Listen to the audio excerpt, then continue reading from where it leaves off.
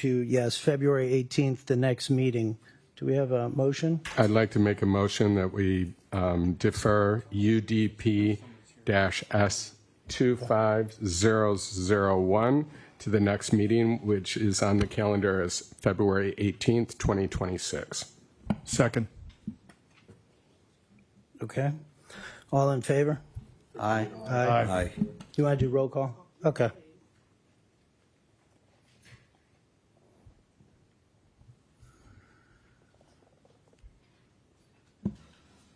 And this is motion to defer. Mr. Lawani? Mr. De La Torres? Yes. Mr. Spence? Yes. Mr. Dutton? Yes. Mr. Buckley? Yes. Mr. Gannon? Yes. Mr. Donaldson? Yes. Chair Matee? Yes. Motion passes. And just to be clear for the audience, since I only did read the case number, that was item number 2. The applicant was 101 Harbor Beach, the Harbor Beach residences. So the deferral passed unanimously. That item will be heard February 18th, 2026. Okay, now we'll come back to item number 1, which is case number UDP V21002. Do we have disclosures? Mr. Lalwani.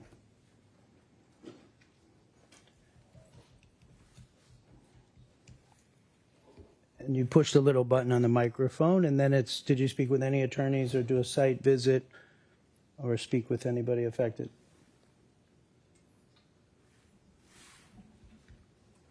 Yes, I believe. I'm sorry. No problem. This is the vacation of right away. I can give you a moment. Mr. De La Torres, do you have any? No. Okay, Mr. Spence? No. Mr. Donaldson? Yes, I spoke to the applicant's attorney. I did multiple site visits, and I read all of the letters that were shared by the city staff. Mr. Dutton? The only thing new since the last meeting was the applicant's attorney. Mr. Buckley? Spoke with the applicant's attorney and have made previous site visits. Mr. Gannon? Nothing new since the last meeting. Okay, I had a phone call from applicant's attorney. I did a site visit. Mr. Lalawani, did you have any disclosures? Yes, I did. I did speak to the applicant's attorney. Okay, very good. The floor is yours.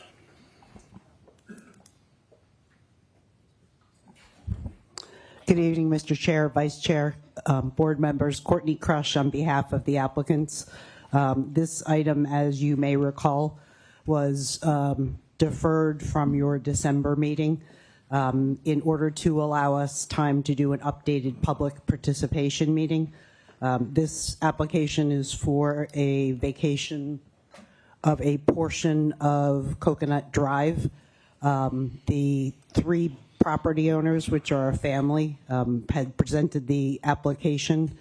But before I go through the criteria to the extent you would like me to do so, again, we did host the updated public participation meeting, both via Zoom as was suggested, and gave an in-person office option at our offices. We had 22 participants via Zoom, one resident in person, and gave an overview of the vacation request, answered questions both on the vacation, the standards of not being necessary for a thoroughfare, as well as other questions, as you would see in your backup, about current zoning, whether there was any attempt to rezone. The answer is no. In fact, given the land use, these properties can't be rezoned. There were also questions regarding location of trash bins. There are 4 homes on this on these 3 properties. Clustering of trash bins occurs at a certain location because city trash trucks can't utilize the road, which is of substandard width. And you see the rest in your backup. Mr. Chair, would you like me to also go through the criteria to refresh the board's recollection? please. Certainly.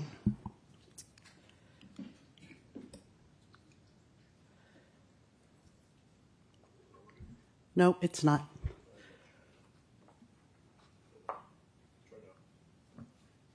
Thank you. Again, to remind the board, the Coconut Drive portion of the road, which you see north of the canal, dead ends into private property. This is not a portion of right-of-way that extends to a water body or any other right-of-way. The three properties labeled 900, 905, and 910 Coconut Drive are all owned by the Ides, who are here this evening as well. The zoning on the property, because as that had been a question, is RD15, which is essentially multifamily townhouse zoning. This is just a closer up look of the property, which is starred. As noted, while the majority of the Tarpon River neighborhood is RD15, there is a portion that is zoned single family RS8. Those are the waterfront parcels north of this area, but that is the only location. With respect to the criteria for the vacation of a right-of-way, as you saw in your staff report, the standards ask the board to evaluate whether the right-of-way is no longer necessary for public purposes. This right-of-way, as I mentioned, dead ends into private property. There is no purpose in allowing either vehicles to try to get somewhere, as it's really just the family's properties, nor to get to the waterway to fish or to utilize a paddleboard. Alternate routes if needed, are available. As you saw from the aerial, the Coconut Drive intersects with 9th Street, and so the neighbors traversing through the neighborhood are able to turn east onto 9th Street, and therefore there are certainly roads available to go anywhere that would be appropriate via a right-of-way. The portion of the right-of-way subject is proposed to be vacated, again, is dead end. And again, there are safe turning movements if someone were coming south on Coconut or west on 9th to continue. All utilities within the right-of-way have or will be relocated. As a condition of this, the city is going to retain a public utilities easement where it has pipes in the road. And with that, I am happy to answer any questions of the board. Are there any questions for council? Mr. Delatorres?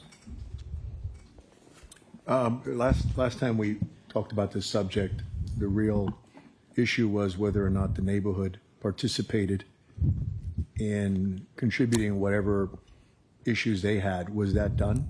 Yes, on January 5th, we hosted a public participation meeting. We sent an updated notice to everybody within 300 feet. The neighborhood association itself, the civic association, also took notice of that, sent notice of that public participation meeting to its mailing list to ensure that, even people who, beyond that also got notice. And the outcome was what? The outcome were that there were questions asked. They ranged from, what is the right-of-way, clarifying that this is a dead-end street, the history of the plat for this property, which talked about all roads being dedicated, but if they were no longer used as thoroughfares, that they would revert. There were questions asked about any planned redevelopment, and there is none. As I have mentioned, the Ides, 3 generations actually reside on these properties and have no plans to redevelop. People asked about whether there were going to be any changes to the existing boat docks. The RD15 zoning district allows, unlike single-family zoning districts, boats to be rented. There's no plans to alter any of the boat dockage that occurs today. Again, there were comments about clustering of, let me try to get you an aerial. Clustering of the trash cans at the intersection of Coconut and 9th. That is actually done because the trash trucks don't come down the street because they can't turn around. So that, because there are 4 homes on these 3 properties, it seems convenient. The Ides have, sort of distributed them a little more. Again, trying to find that balance between allowing the public services vehicles a relatively, easy operation, but also talking, trying to be responsive to the comment. There was also a comment regarding quantity of landscape material at bulk trash pickup. This property the 3 properties have a lot of tree canopy. Again, that's clustered at the top 1 day a month, in order to facilitate the city being able to pick it up. There is no additional landscaping being brought here. Someone had made a comment about the city installing large stones on the city park, which is north of here. You can see the white lines. That is not part of this application. And talked about, the city sort of impeding parking at the city park. It was clarified that since swale parking along 9th is allowed, there's still, to the extent, I believe most people walk to the park or walk to their dogs, but there is still plenty of available frontage along 9th Street should anybody choose to take a vehicle. And then there was questions asked about the next steps, and we advised those in attendance that there had been a continuance and we would be returning to you all today. And that was essentially the range of comments that occurred. Thank you. Thank you. Any other questions at this time? Okay. Seeing none, we'll open it up to the public that wishes to speak. I have some cards here with people's names on them. I'll call them. First is Ann McCorney, and up next would be Mr. Peter Eide. Ms. McCorney, your help? Yes, please, come to the mic. Sorry. Please tell us your name and confirm that you were sworn in. Hello, my name's Ann McCorney. I was sworn in. I own a duplex. It's numbered 806-808 Coconut Drive. At one time, I owned the property at 818 Coconut Drive. I lived at 801, the very first building on the river. It was built as a camp on the river. Very peaceful neighborhood. I befriended the people that owned the house there. They passed away. We loved my now deceased husband and I loved the neighborhood so much that we bought the 818 property. When I bought it, we could see all of the river. We liked it so much, we bought the duplex next door as an investment because it was beautiful.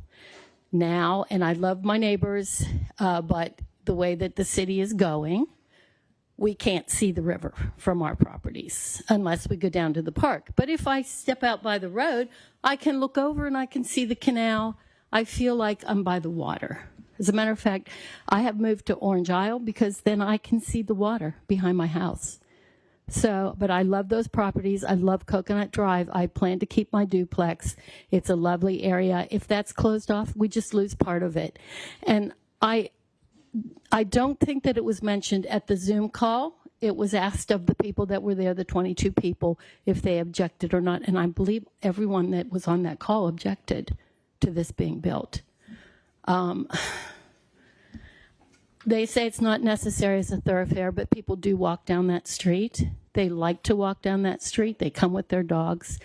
And, if they're parking on 9th Street and people are coming around that corner, then it creates another problem, another hazard. So people can talk about children on that little part of Coconut Drive, but there's also children on the street everywhere. I mean, if your kids are out in the street, they're going to get hit. That's not an issue, because I believe it was said that it was a safety issue for the Ides family. But really, why are their kids in the street and other kids are told they can't go in the street? So I don't think that can be an issue. It's been said that the property can't be rezoned, but I've seen properties rezoned in Fort Lauderdale. I don't know if anyone else has ever seen rezoning done, but I think it does happen. I don't know. You might not agree with me, but we've all seen it. So, okay. So my problem is I think that the view will be blocked. If we look towards there, I see the canal, I see the water, I can see parts of the river. I don't know what the intention is. I think if they really don't want people there, maybe put a gate down or put a new sign up. But I'm not sure. I don't know what rights are. I'm not a lawyer. But to give away what is the equivalent of a full building lot, to me, is not appropriate. I've paid taxes in this town since '85. I have owned other properties. I've been here since '76, and I see what's going on. And it's all a land grab. But the city shouldn't be giving away property just because someone says they want it. And I really feel that that's what this is. Thank you. That was the 3 minutes. Okay, thank you. Thank you. Thank you. And I will make it And more... I'm sorry, but that's just how I feel. Sure. Thank you for your thoughts.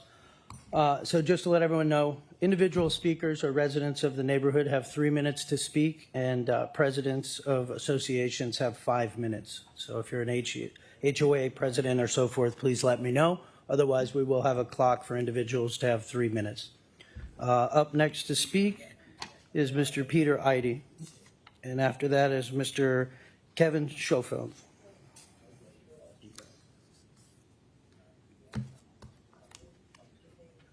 Do you wish to speak? Yes. Okay. Please state your name and that you've been sworn My name is Peter in. Ide, and yes, I was sworn in. Very good. We've lived on the property since 1968. We're now working on the fourth generation of my grandchildren there. Over the years, thinking that when my parents passed away, I was going to lose the property, I bought the house across the street, 910. Eventually, my son bought 900. Well, my mother passed away in 19. We've been able to keep the property. It's been our little corner of the world. We're just trying to keep it that way. Pretty much that's it. There were people that complain about the cars. Last Sunday alone, in the course of an hour since we had a boat broken into in December and they came back in January. Since then, I put all sorts of cameras, a ding, and motion sensors and that. And I started seeing the cars, because I have cameras out there now, that come down and turn around. So yes, there's a lot of traffic that comes down and turns around at the end of the road. And they drive all over the yards and that, because most people can't back down a long road. We're not developers. Is the property developable? Yes. Without a zone change? Yes. We're not developers. We're not looking to develop it. So we're just asking to be able to secure it for our family. That's it. Thank you, sir.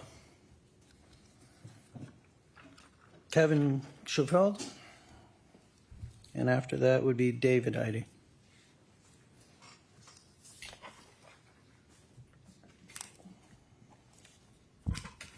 Hello, my name is Kevin Schofield, and I have been sworn in. I want to start by thanking the board for asking for the public meeting. I had asked for that in the last session, and it allowed a lot of my neighbors to attend who weren't able to get to the previous meeting, so I appreciate that. There was a lot of attendance. As Ann stated, most people do not agree with this request for vacation. A number of my neighbors could not be here tonight, but have submitted written requests to oppose this. Specifically, I live at 809 Coconut Drive. I've lived there 15 years. That's 3 houses to the north of these properties. Our neighbor, Sybil Cotton, and her husband, Ralph Alter, Sybil is here tonight. They live at 815 Coconut Drive and have lived there for just over 18 years. Our neighbors to the north of us, 5 houses north of us, A.J. Anderson and Ellen Anderson, who live at 801 and 803 Coconut Drive and have lived there for 25 years. Our neighbors, Jim and Lisa Diesel, who have lived on the street for 21 years and currently they've lived in a couple of properties. They currently reside at 651 Coconut Drive. Our neighbors, Eric and Cynthia Schiffelbein, who live at 800 Coconut Drive for the past 42 years. And And then Anne has already introduced herself and said how long she's lived on the property. So all of us have lived here a long time. There's this emotional appeal by the Ides and the Ways that they're there. They're trying to keep it in the family. All of us value the experience and the quietness of the neighborhood, but we have seen an intensification of the commercial nature and non-resident traffic that's coming into this neighborhood. That was my main concern that I expressed last time, and it's still our concern. We see a lot of trips by non-residents. There's been some comments made that there's ways to get to this property except through the street. That's not true. The only way to get to those docks is down either Coconut Drive or 9th Street, and through that section that's being asked for vacation.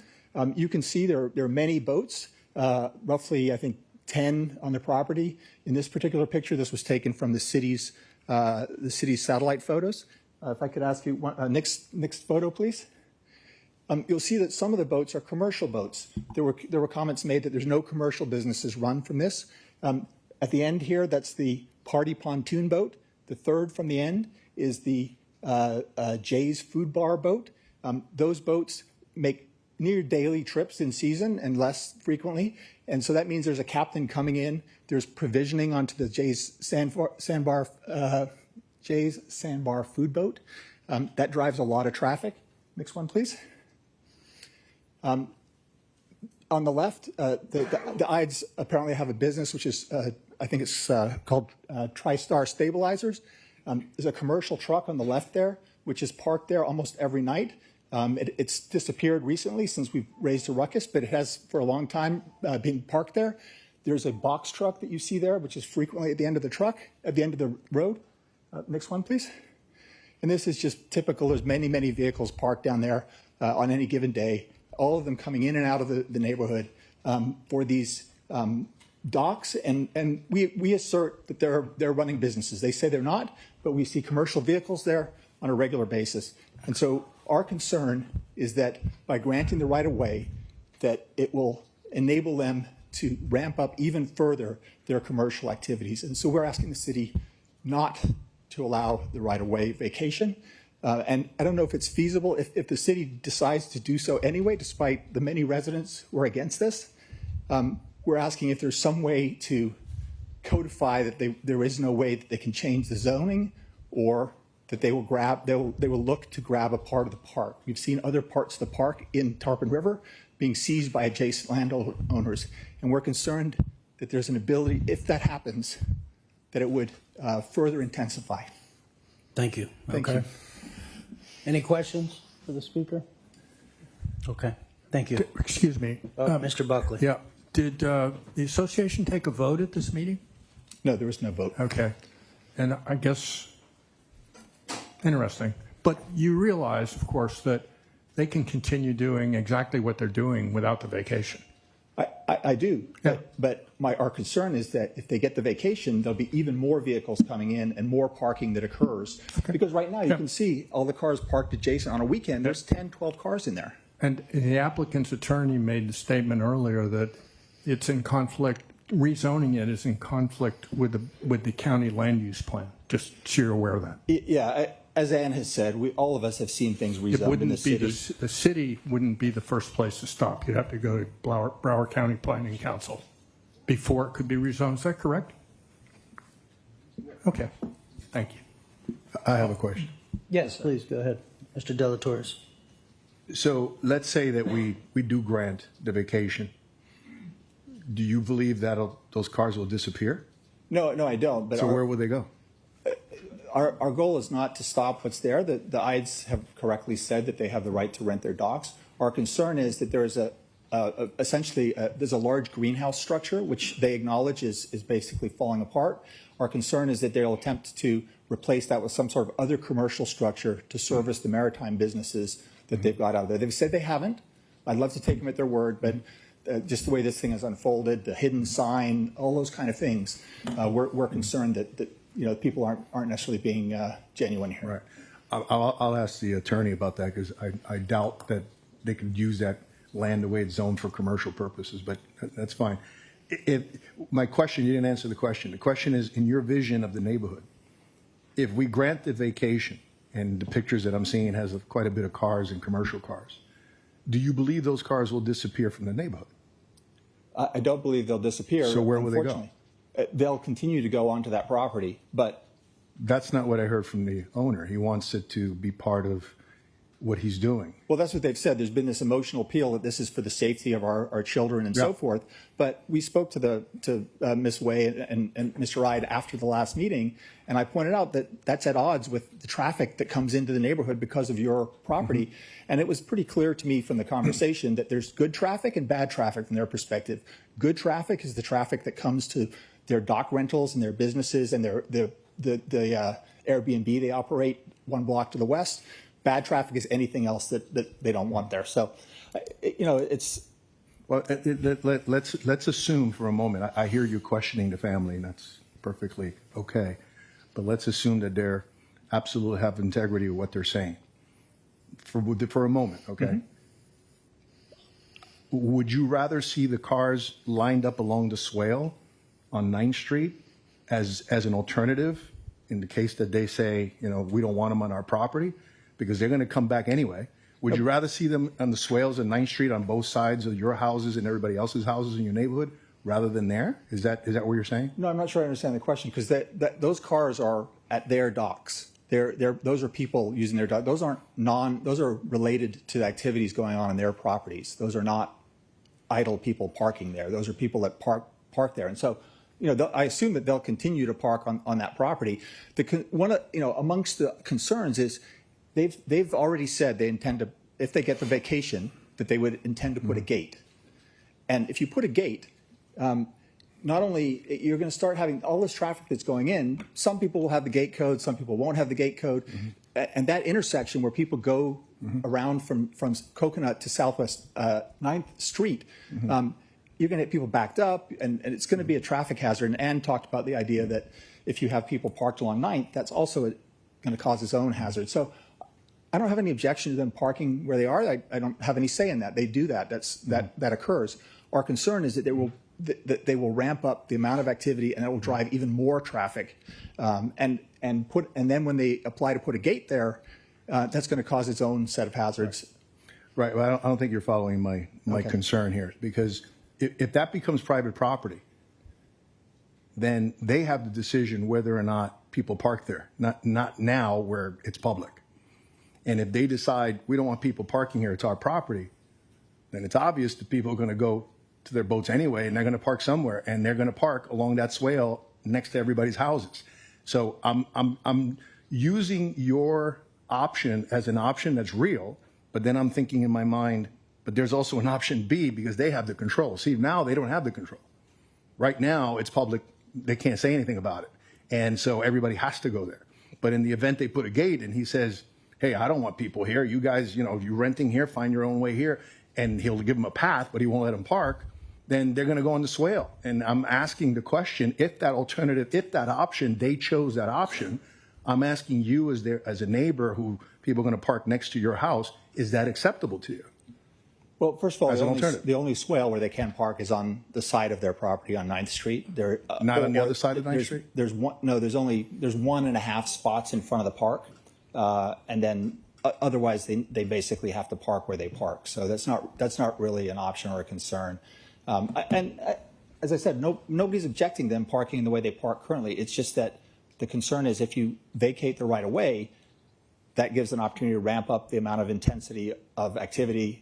Even more traffic comes in, and as I said, putting a gate there and having traffic try to navigate that adds a whole other issue. So what I heard is you're okay with them parking in the swale as long as it's available. You don't have a problem with that. That's what I heard. Correct? Yeah, I assume. Okay. Yeah. Thank you. Okay. Any other? Okay. Thank you very much. We'll hear from Mr. David Idy, and then Lindsay Idy after that. My name is David Idy. I've lived on the property since 1988. The reason I want this the most is because rush hour traffic comes down Coconut and they get lost and they come and turn around at the end. And we have tons of videos of it. It happens daily. The last meeting we were here that night at midnight, there was a car idling outside, called the cops, cops won't do anything because it's a swale.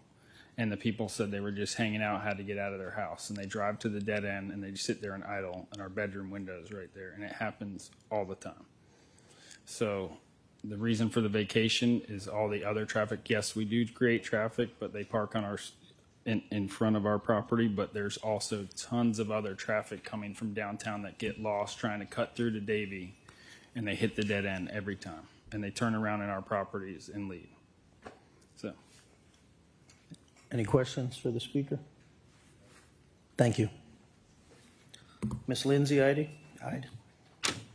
and Sally Allshouse.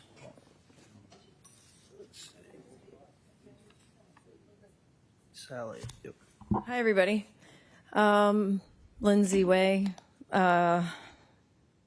all know that I want this. For someone who doesn't have children to tell us how we should park our cars, where my children should play, and how we should be at our home, it just sounds to me like, what is the issue? There is no issue for what we are asking for tonight, and that's all I have to say. Thank you. Thank you.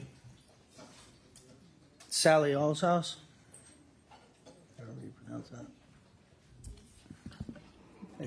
Good evening. My name is Sally Allshouse, and I have been sworn.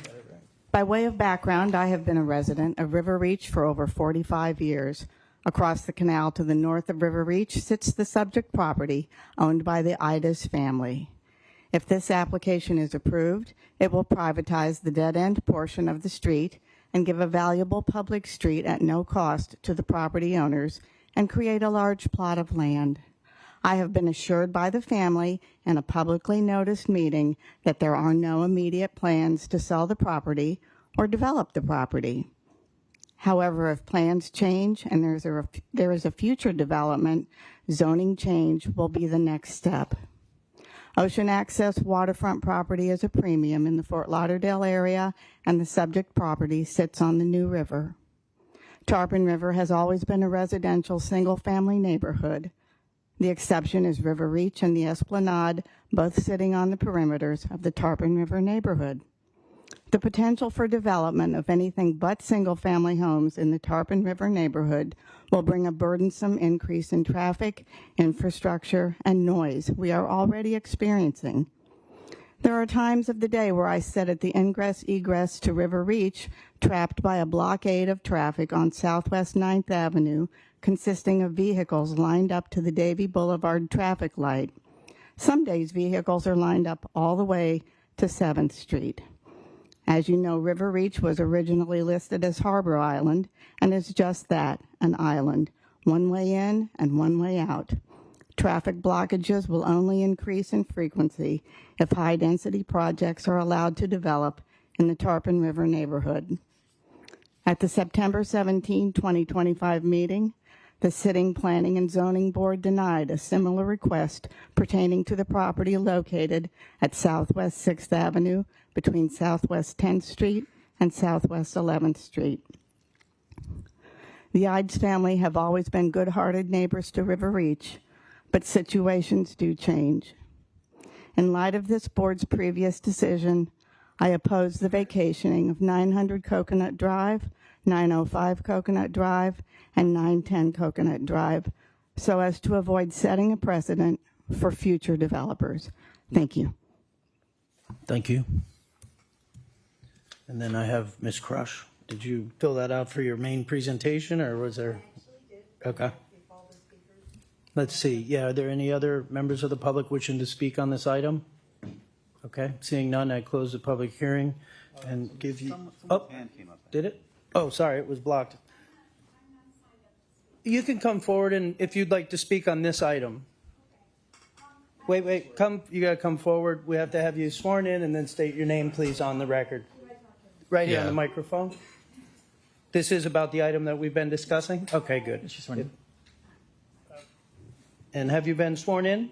No. Okay, so we'll swear you in, and then if you could also state your name for the record. Sure. My name is Abby Canner. All right. Do you want to raise your right hand? Sure. Do you swear that the testimony you're about to give is the truth, the whole truth, and nothing but the truth? Absolutely. All right, thank you. Okay, I live in Tarpon River on southwest, I don't know, 8th Terrace. So I'm dead-ending into Lewis Landing.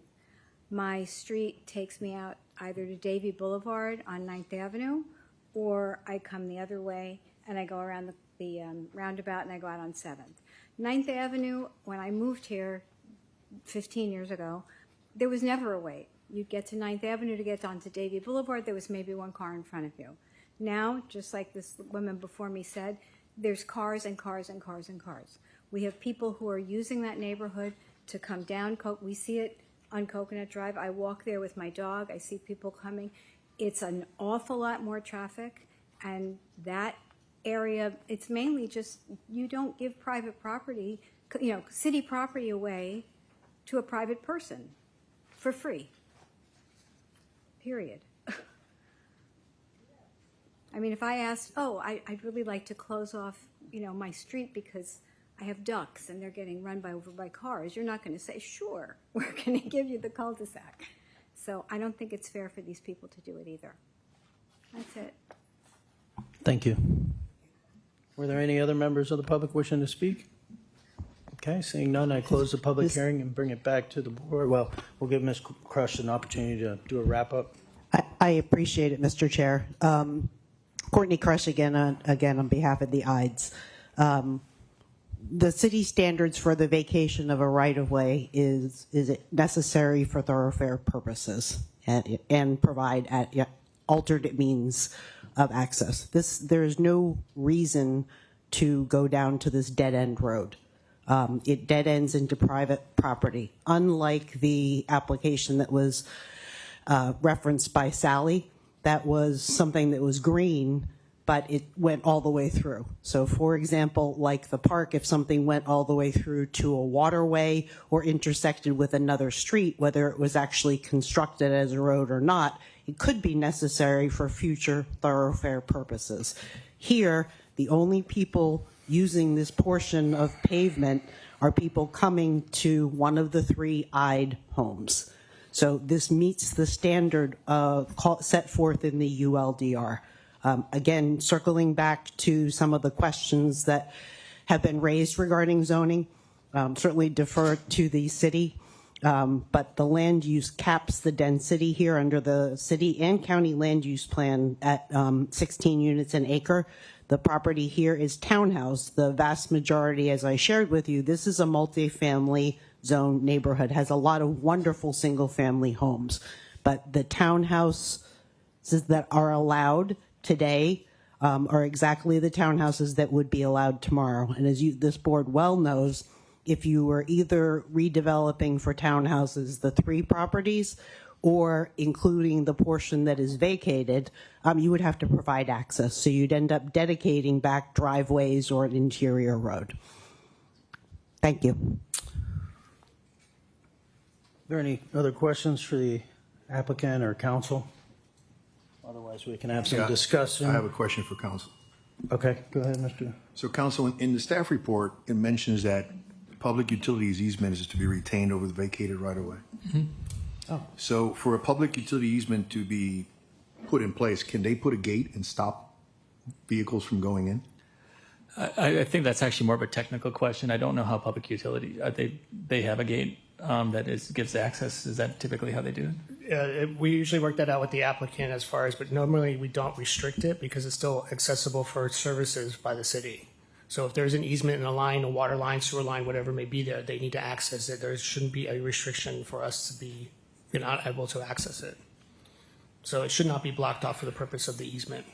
Right. So in layman terms, because I know that's a little complicated for me, they can't obstruct the entrance to a public utility easement, correct? Right. Got it. So they can't put a gate there. No. Got it. Very good. Now, if a public utility easement, which is part of the staff report, needs to be there, can they build on that public utility easement? They cannot build on it. Okay. Thank you. Mr. Spence? Sorry, I turned that off. Yeah, I have a question for Mrs. Crush. Now, it was stated that there is a dead end sign at the very end of that area that wants to be vacated, and that there has been traffic that goes all the way to that dead end sign at the very end, may possibly linger and then eventually leave. If the concern is for safety, was there ever any idea brought up of having dead end signs move closer to the entrance to the dead end, so that way traffic that does approach can see early on that there is a dead end there to not go there? Yes, sir. And actually, there is a sign now at the entrance. It doesn't seem to, from what I understand, have changed the activity. It is right at the intersection that I think you're envisioning. Sorry, my aerial is no longer available. No, that's fine. So yes, there is a sign at the entry point, if you will. Mm-hmm. And I guess my second question is, are there commercial businesses being allowed through the property? Because as it's been said before, that the docks are being rented out by the family for commercial businesses. So commercial businesses have right of way to go through that property to reach the docks, correct? Yes, which is now, so the commercial businesses, there may be a couple of the boats of which I'm aware which do operate, but there is not a commercial business being operated from that dock. So if there's a boat that does cruises, it doesn't pick up and drop off people at this property. It goes to where it's going to conduct its business. Right now, they are using this portion of the paved, right-of-way to pull up in what's now in front of the properties. They would continue to do that, almost treating it as a driveway if this vacation is approved, and still park to get to their leased dock space. Did that answer your question?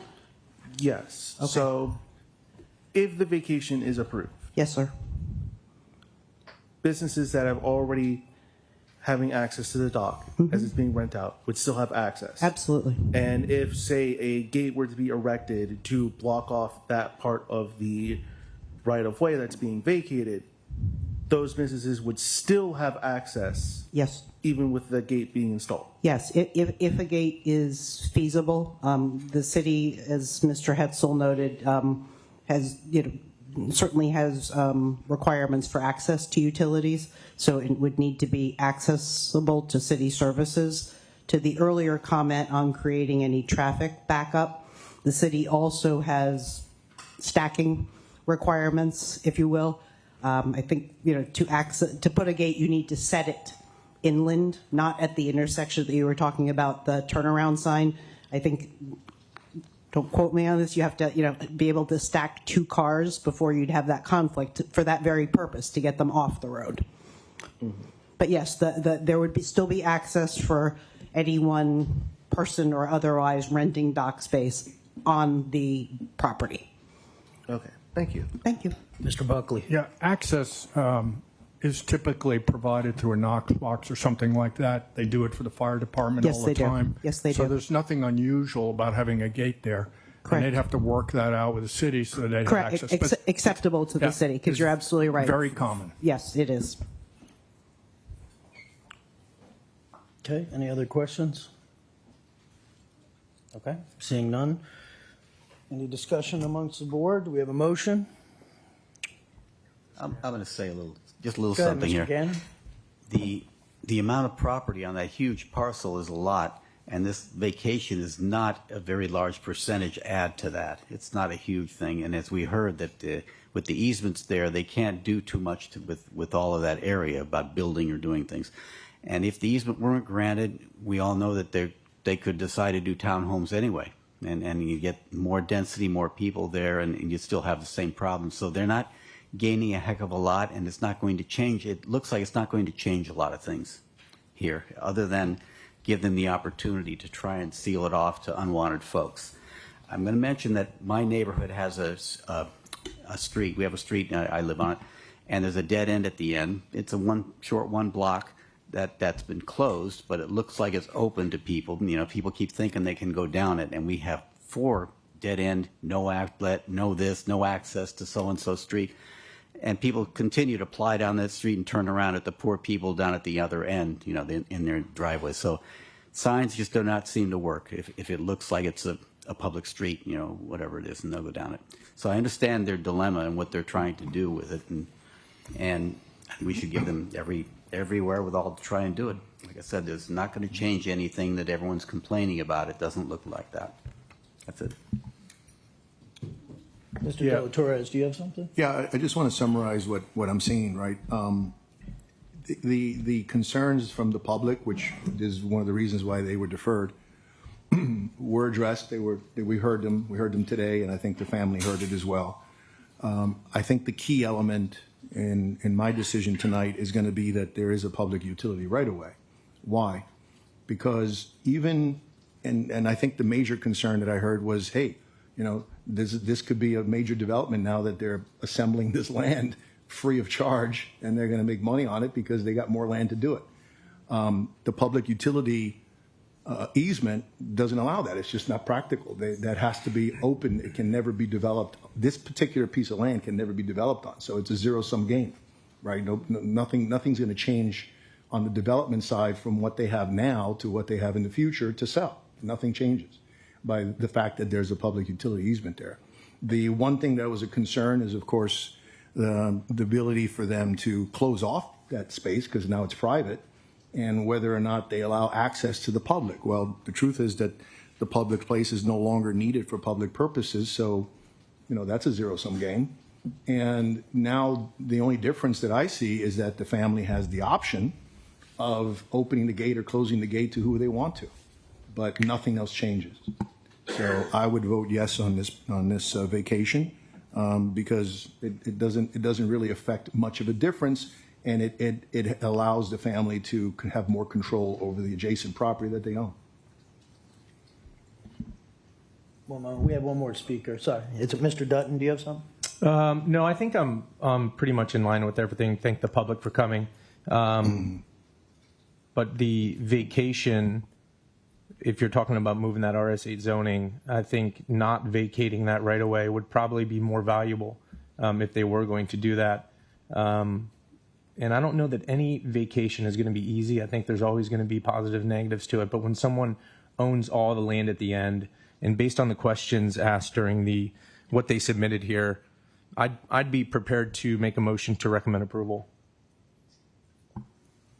Is there a second, or Mr. De La Torres, did you have a thought or anything? Yeah, I'll second that motion. Okay. Of course, was that a motion? I'm sorry. Yes, it was. It was? Okay, I'll second that motion. I'm sorry, Mr. Dutton. Can you read your motion into the record, please? Yeah, you got to start with the preamble. Yeah. So we'll make a motion to recommend approval. I recommend approval of case number UDP V21002 based on the following findings of fact, the facts in the city staff report and/or based on the testimony heard by the applicant. And the board hereby finds that the application meets the applicable criteria of the ULDR cited in the staff report. If conditions state the board's recommended approval of the application is subject to all the conditions included in the staff report and state any other applicable conditions on record. Do you second that, Mr. De La Torres? I second that motion.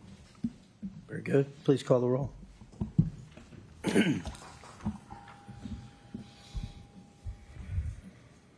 Mr. Lawani, I support, yes. Mr. De La Torres, Yes. Mr. Spence, No. Mr. Dutton, Yes. Mr. Buckley, Yes. Mr. Gannon, Yes. Mr. Donaldson, Yes. Chairman T. Yes. Motion passes. Okay. Moving on to item number 3, which is UDP S24074. Disclosures. Mr. Lawani? None to disclose, thank you. Mr. De La Torres? No, none. Mr. Spence? Yes, I spoke with the attorney over the phone. Mr. Donaldson? Yes, I spoke to the applicant's attorney, and I did a site visit. Mr. Dutton? I spoke with the applicant's attorney and a site visit as well. Mr. Buckley? A site visit, and I spoke with the applicant's attorney's partner. Mr. Gannon? Applicant's attorney and a site visit. And I also spoke with applicant's attorney and did a site visit. The floor is yours, Ms. Chakas. Good evening, Nectaria Chakas with the firm Lockery & Chakas on behalf of the applicant. We're before you this evening for a site plan level 3 approval of a surface parking lot. What that means is this is a conditional use in this zoning district. This property is zoned PRD, which is a Central Beach zoning district. It's in the Regional Activity Center, and you can see from this aerial very close to Las Olas and the beach, and is a high demand parking area. The property is about a half an acre. As I said, it's in the PRD zoning district. I have a little bit of a close-up. This is a close-up of the site. It's been vacant for many years, as long as I can remember. I believe there was a building on it at one time, but it was demolished. When I say a long time ago, I think decades ago. The proposal is to improve the property with a surface parking lot. So no building, just a surface parking lot, which is a conditional use in the zoning district. To the north of us or northwest of us, you can see that as the Beach Place project. And then immediately to our east is the Las Olas Beach Club. And then immediately to our west is Jackson Tower.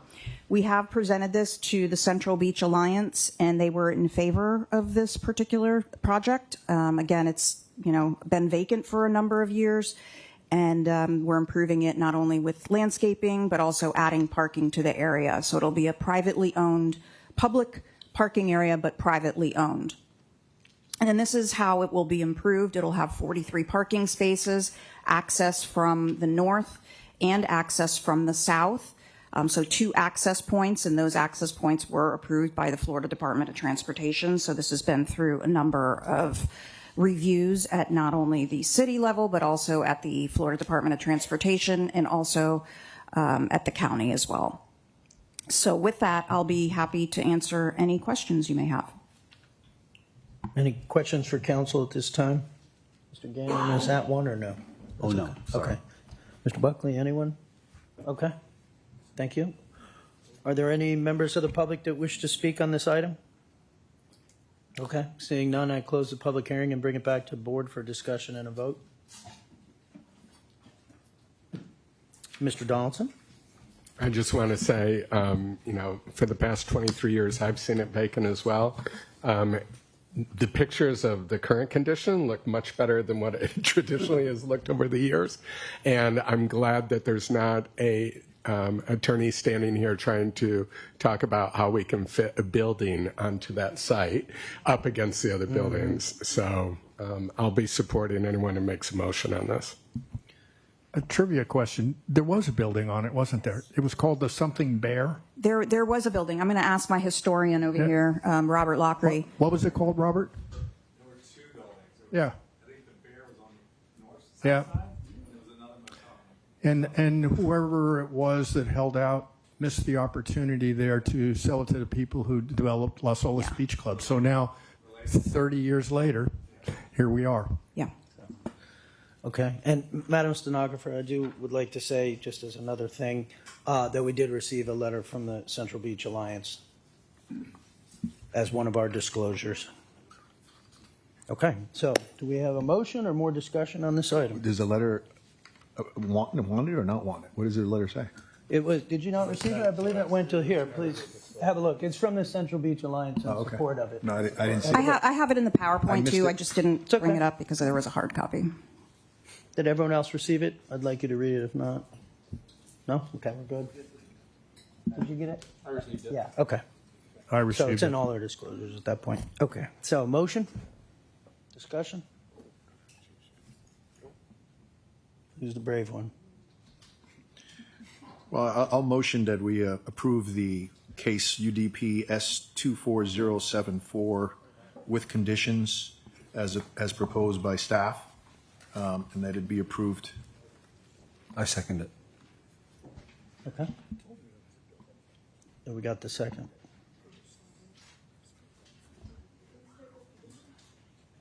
Staff conditions? I don't think you. There's staff conditions here. Hold on just a minute. I just You took it can away. you can just say staff conditions, and if you accept the staff report, that's acceptable. Yes, so I move that we motion accordingly and accept the staff conditions as in the report. Mr. Lawani, did you get the second? Did I hear you? Yes, that's correct. I Very second good. that motion. There he goes. First one. Excuse me, real quick. You need to read the prompt for the site plan level 3, the script. If you need it, let me know. Or I know you share amongst yourselves, but it's a site plan level 3 conditional use.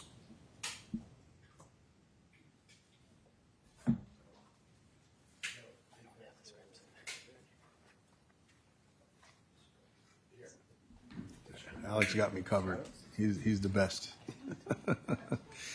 All right, we have a site plan level 3 application, case UDP S24074. I motion to approve. I move to adopt the resolution approving a site plan level 3 on this case number UDP S24074 based on the following findings of fact. And the board hereby finds that the application meets the standards and requirements in the ULDR and criteria for the proposed use as cited in the resolution. The approval of the application is subject to all the conditions included in the city staff report and should be accepted accordingly.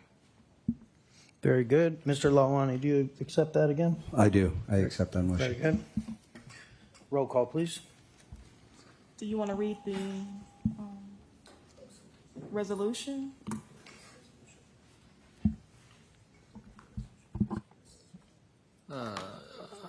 This one. Sorry. Just read the heading. Okay.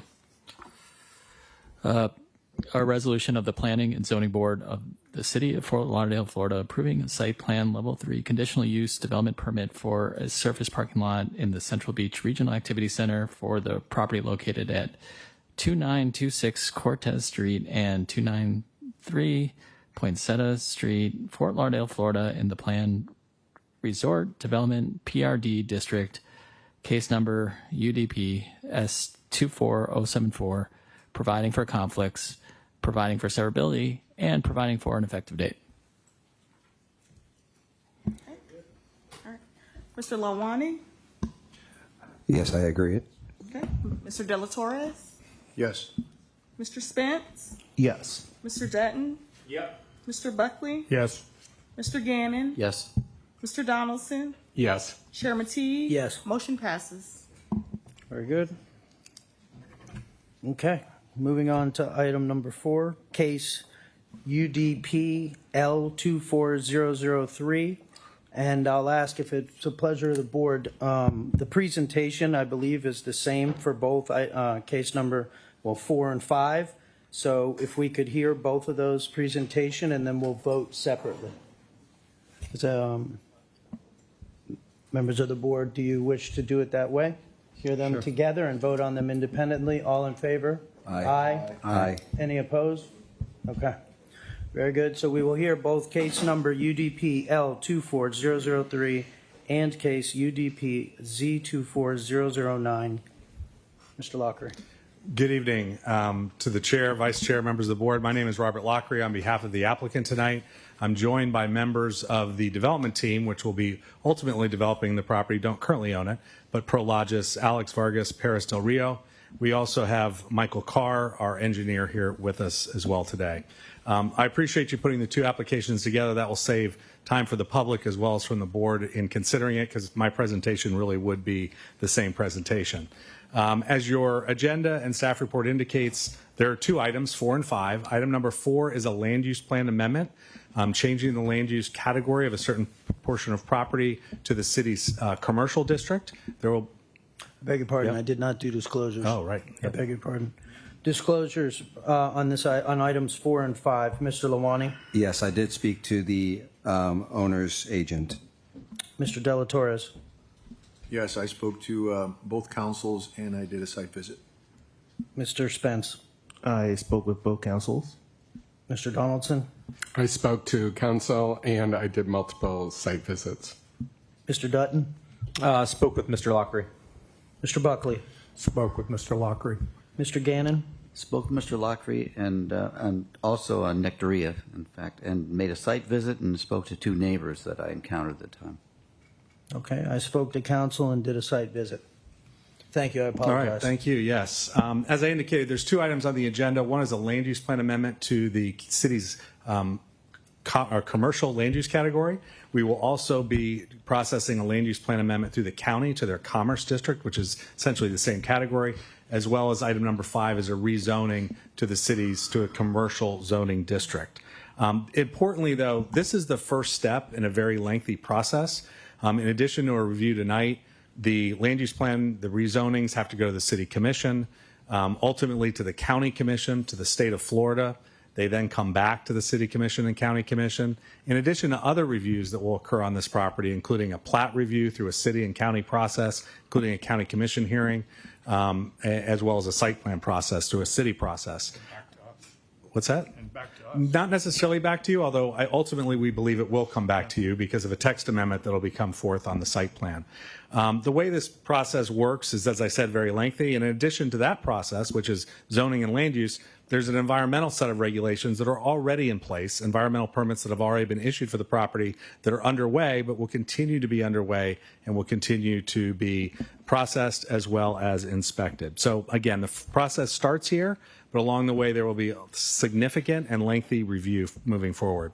So quickly onto the property, and I'll go pretty quickly.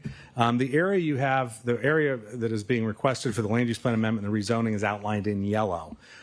It consists of an upland portion on the left or west side of that site and a lakefront area, which doesn't quite look like that anymore. I'll show it to you in a minute, on the right or east side. The ribbon of road that you see going all the way from the bottom of the screen at the south to the north is Northwest 31st Avenue, Martin Luther King Jr. Avenue.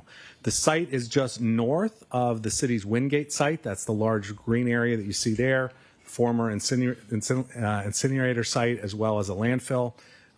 That property happens to be to our south and to our west, also zoned commercial with a commercial land use designation, and the property across the street is similarly commercial and commerce.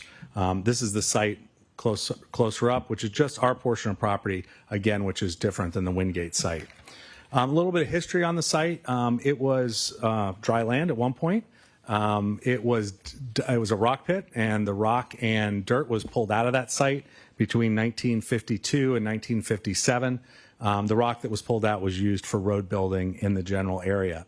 Since that time, it's never been developed. There was a junkyard a few years ago on the western side of the site, the area that was upland. Currently, since 1923, when permits were first issued in 1923 by the state and Broward County to begin to fill the site, and then that remediation of environmental issues began in 2024. So the current permit will fill the entire site as part of the environmental remediation process. That's not part of the application tonight. That's already begun and that's ongoing. The question is what becomes of this property once that's done.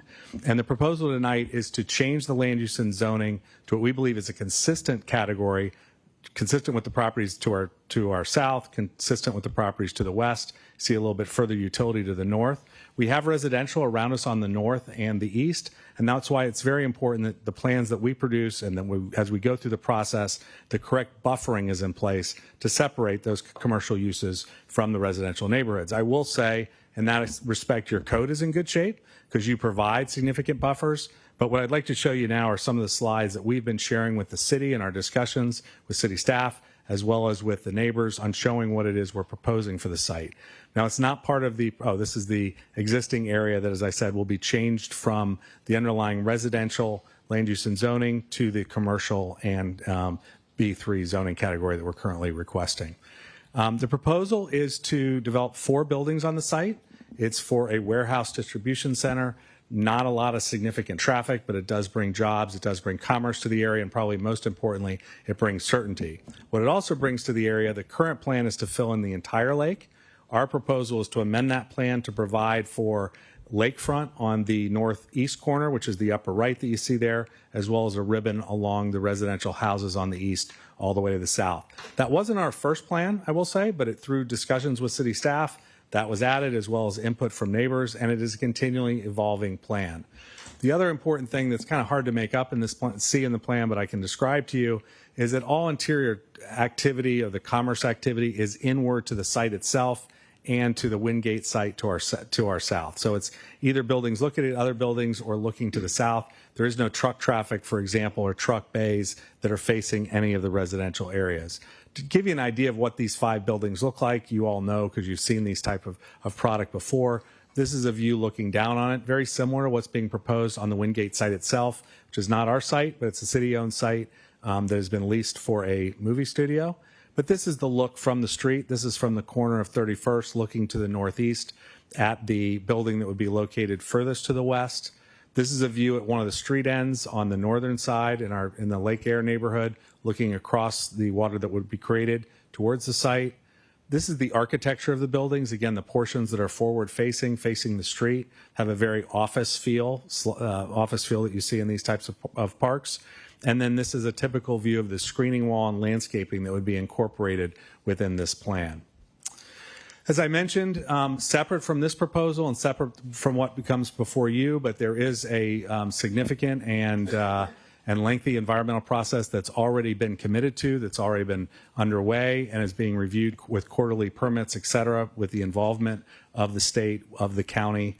And then one other important point that comes up, and I know I'm kind of jumping around. The existing area right now, particularly our neighbors in Lake Air to the north and the Golden Heights to the southeast, there are certain streets within that neighborhood that, for whatever reason, have historically drained into this rock pit. Yet they don't have a legal access in. There were just pipes that were put into place. Our clients came back and reopened those pipes, helping that facility out.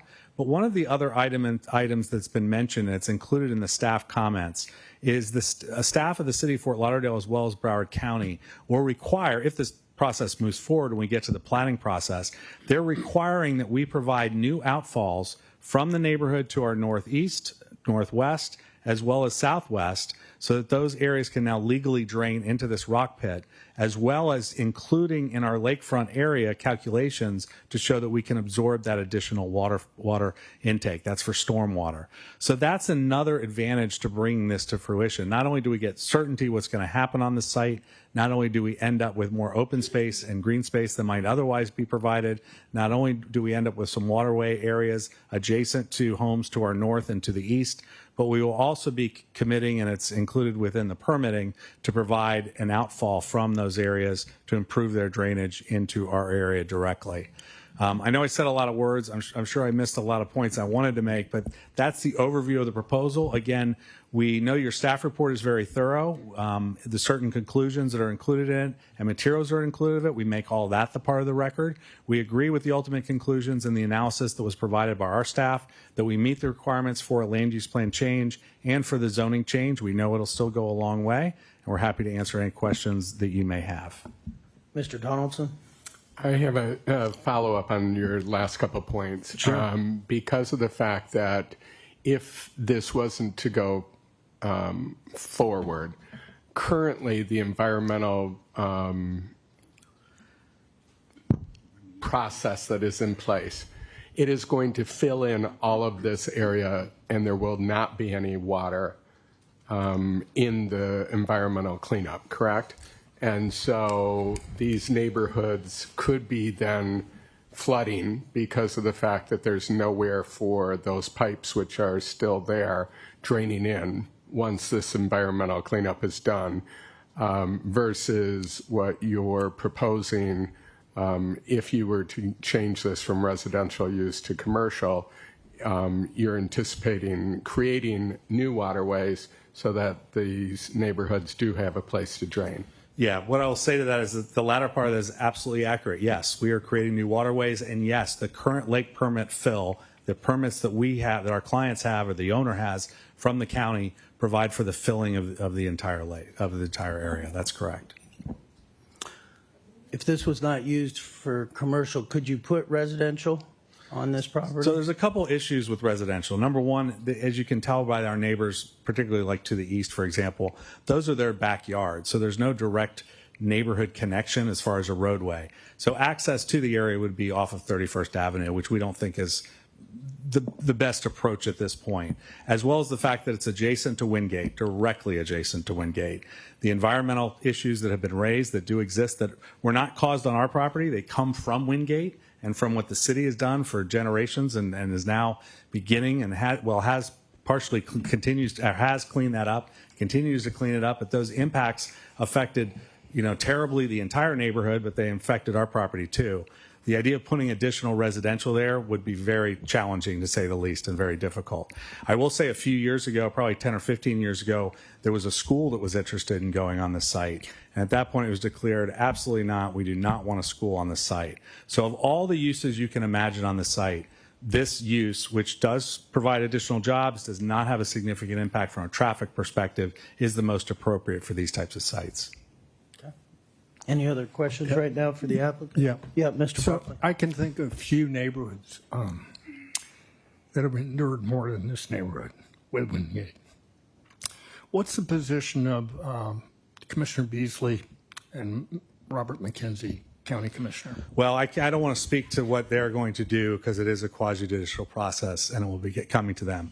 To your point, though, and for anyone who doesn't know, and I know we're going to hear about this too, I'm sure, from 1953, 1954 to about 1978, not on our site, but on the site to our south, the city did have a municipal incinerator at the site. All the municipal waste, industrial waste, went to that site to the south of us. It was burned, went up into the air. I saw it like everyone who lived there saw it. And it went into the ground. And some of the runoff from that area went into Rock Pit Lake. And so that was subject of a lot of review. It took after it was closed in 1978 because the facility, again, not on our property but adjoining property, was closed in 1978 because it did not meet minimum federal standards for emissions. It sat vacant for another 30 years until 2002. The EPA and the city of Fort Lauderdale came up and cleaned that site up. We're now taking care of what we can on our property and our cleanup, and we will remain in contact with our elected officials, but they'll decide that at quasi-judicial hearings in the future. If you know the answer, does Wingate have an NFA yet? I'm sorry? Does Wingate have no further action from the state yet? They are still, at my understanding, based on, I don't represent that property. What I do know is that there was a determination made that they had done the cleanup that was required in 2002. However, monitoring is continuing constantly. And we do monitoring on our site quarterly. Thank you. Any other questions right now? Yes, Mr. Spence? Yes. You had stated before that having, say, a residential property on this area or something like a school would be considered too hazardous to be there. What exactly makes it so that a commercial, and as stated in the project descriptions, a heavy commercial to light industrial districting be appropriate for this area? So, great question. One of the important elements is that by creating, and I'll go to the site plan, by creating a site plan that has the proper, that has the correct buffers around it, we're able to provide a plan. Yeah, it is acting up on us a little bit. Just back a few slides. Yeah, here. We're able to provide a use which includes buffers. For example, on the north where you see the lake area, it's like 450 feet. On the east side, about 200 feet. So we're able to provide a use that doesn't have the direct impacts on the neighbors from the sense of traffic that's not going through the neighborhood. It's buffered from the neighborhood, and at the same time provides a use that does not provide a lot of noise, doesn't provide a lot of smoke, those types of things. This type of use has been situated in other areas in Fort Lauderdale, which we've processed. Very importantly, one down by Edgewood, and the Neighborhood Association has really endorsed what has come of it after it was there. And frankly, in that site, it was an old school site, so it didn't have the environmental concerns.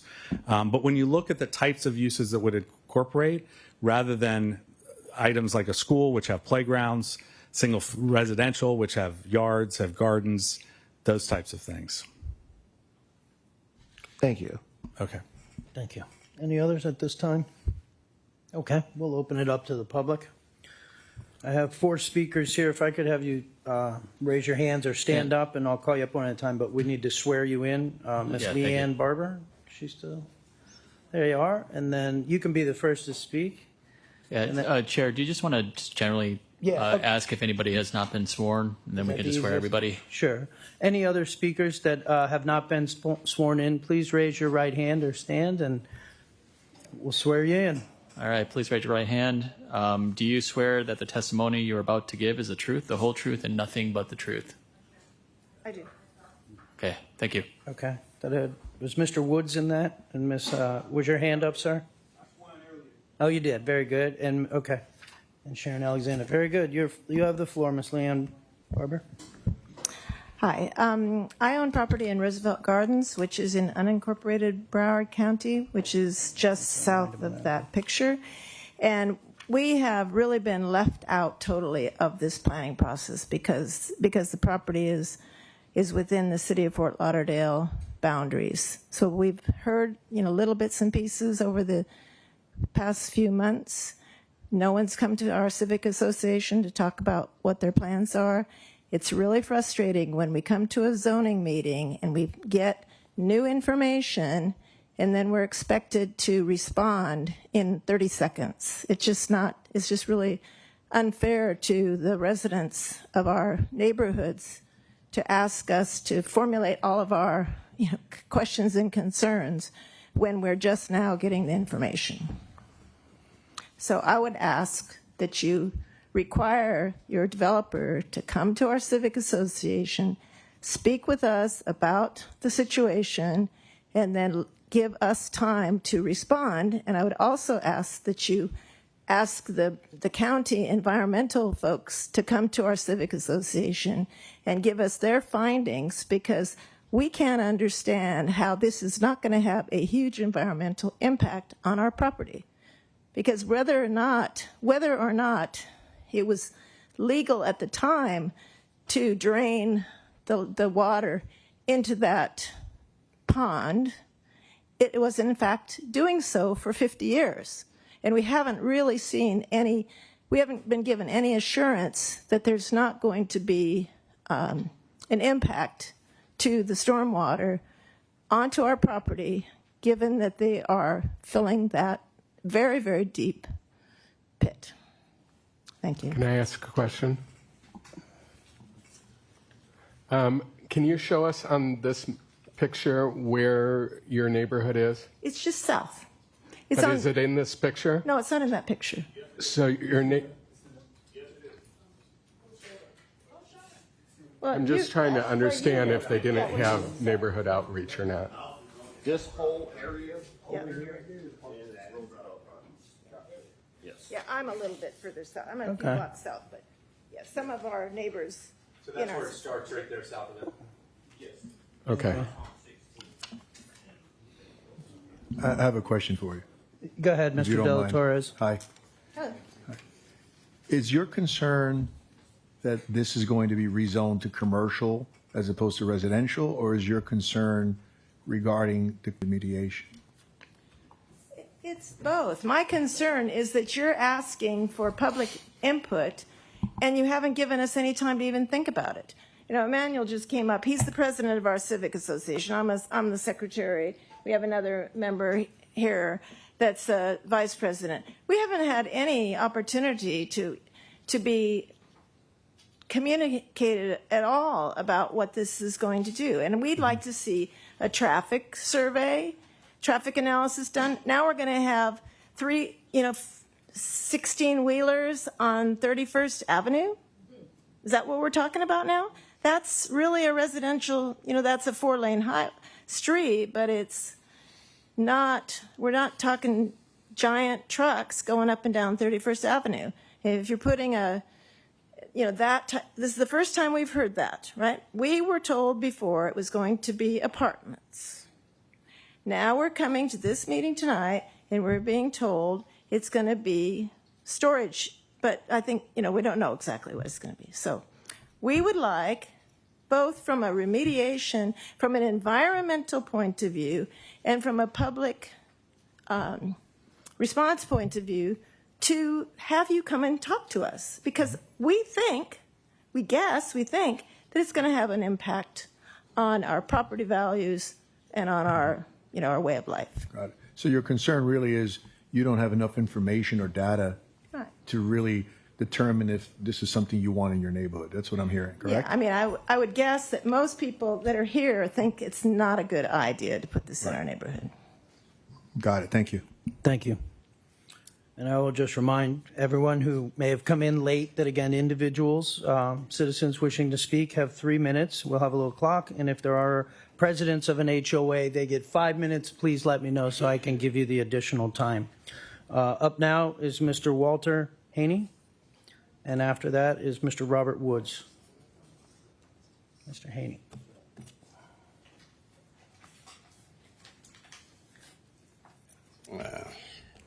Hello, my name is Walter Haney. I am a longtime resident of the Lake Air area. In fact, my mom, Margaret Haney Birch, was the original owner of the houses there, bought in 1959. So when it comes to that area, before everything was built, I was there. So there's no one has, for me personally, have a more vested interest in that area than I do. Because my mom kind of taught me about the community and how she gave to the home association, how much the community meant to her, and what it means to us to get the best for that community we possibly can get. And that's what I'm after. I don't care about nothing else. I just want the best for our community. Now, you're asking us to do change from commercial to residential. Honestly, The other way. The other way around. I mean, from residential to commercial. Perfect. So if this doesn't happen, correct me if I'm wrong, the owner of that property is already filling the lake, correct? Done. There's nothing that can be done about that. That's done, correct? Okay. So the lake has been filled in. Here's the issue. A lot of issues here is health issues we have about this area, flooding in this area, and the quality of life. So if this rezoning, I'm going to tell you guys, if rezoning it means that we can improve the health situations by getting the testing, all that stuff, if rezoning means that we can get the flooding corrected, which I think it can happen, if rezoning means that our quality of life, see, commercial, a park. Well, what if the developer of that place decides to work with the community and build something that we can do? So maybe part of a different type of park, maybe a residential area, maybe the food market that we talked about. Maybe the things that we need in our community can be done. I don't know. But I could just tell you, if changing from residential to commercial means that we as a community can get these things done for us, then I think we might want to consider it because there's still a lot of steps after that. However, if we don't, correct if I'm wrong, it's residential, so the owner can literally close it in, close the lake off, forget all the flooding, close everything off, and build a bunch of houses there, correct? Without us doing anything. And so now we get all the remediation we want. We can't get anything if we do nothing, correct? Okay, so I'm telling everyone here, I think we might want to look at how can we as a community get the best for us as a community? Well, if rezoning means working with the owner and something that we pick, environmental specialists, some scientists, maybe some testing, so our health issues are our solutions for our health, and we get some questions asked about our health situation we had in our community because we know there's some health issues going on. If we get the answers to our questions about flooding, which can be properly done, then I don't see why this would not be best for our community to move from the commercial to residential, from residential to commercial, as long as we're able to, as a community, work with the owner and developer to get the commercial business that we want. Because everyone thinks these tractor trailer trucks. That may not necessarily be true, though. That may not necessarily be the case. So assuming that may be the situation, maybe it could be a situation where they just bunch a party rental storage place, a staging business, things that are not big, heavy trucks, but are just got access to in and out. So as far as that's concerned, I'm not sure if that's relevant to this meeting tonight. We're just going from residential to commercial. So as a community resident, I don't know what that means, but if it means that I can get these done, I would like to consider it, and I think the commission should consider it if we can get these done. Because otherwise, if we don't do this, the owner can do can do what he wants to do residential, and we completely out of this anyway, and we don't have any say-so in that property being developed, correct? Is that right? So if we don't do anything right now, then that owner can do what he wants to do, residential. He ain't got to worry about the health issues. All the issues we have, he ain't got nothing to worry about. And then we're still out of luck. But if we do something and maybe work with somebody who wants to develop that property with the owner, we can get some of these things done. So I think that we might look at that. Thank you. And maybe look at why we should maybe go from residential to commercial if we can get these things alive. Thank you All right. for your time, Mr. Quick Haney. question, Mr. Haney. Yes. Do you live in the city of Fort Lauderdale or Broward County? I live right in 1821 North. It was 26 Terrace, right there. So within the city? Yeah. Okay. Been thank there you. all my life. Thank you. Moved to Broward County, but back here now. Thank you. Mr. Robert Woods, and on deck is Ms. Sharon Alexander. Hello, I'm Robert Woods. I bought my house about 4 years ago. I'm right there, 821, right at the top northeast corner. It's really uncomfortable now for me because every morning I hear the noise. There's dust everywhere. I'm worried about environmental. They don't cut the grass back behind my house. It's not being cut no more. It's rats and raccoons and all kind of animals coming out over there. So yeah, I feel like they kind of forgot about us in that top northeast corner. You know what I mean? My value of my house went down in the past year. I'm just really uncomfortable with the whole situation.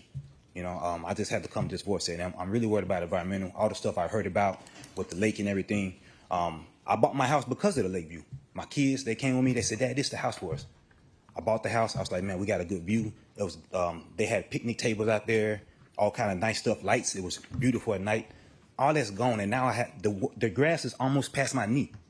You can look out there, and like I said, I find rats and cats and stuff in my yard. So I'm just uncomfortable with the situation. That's all I got to say, you know. I'm on 28th Avenue.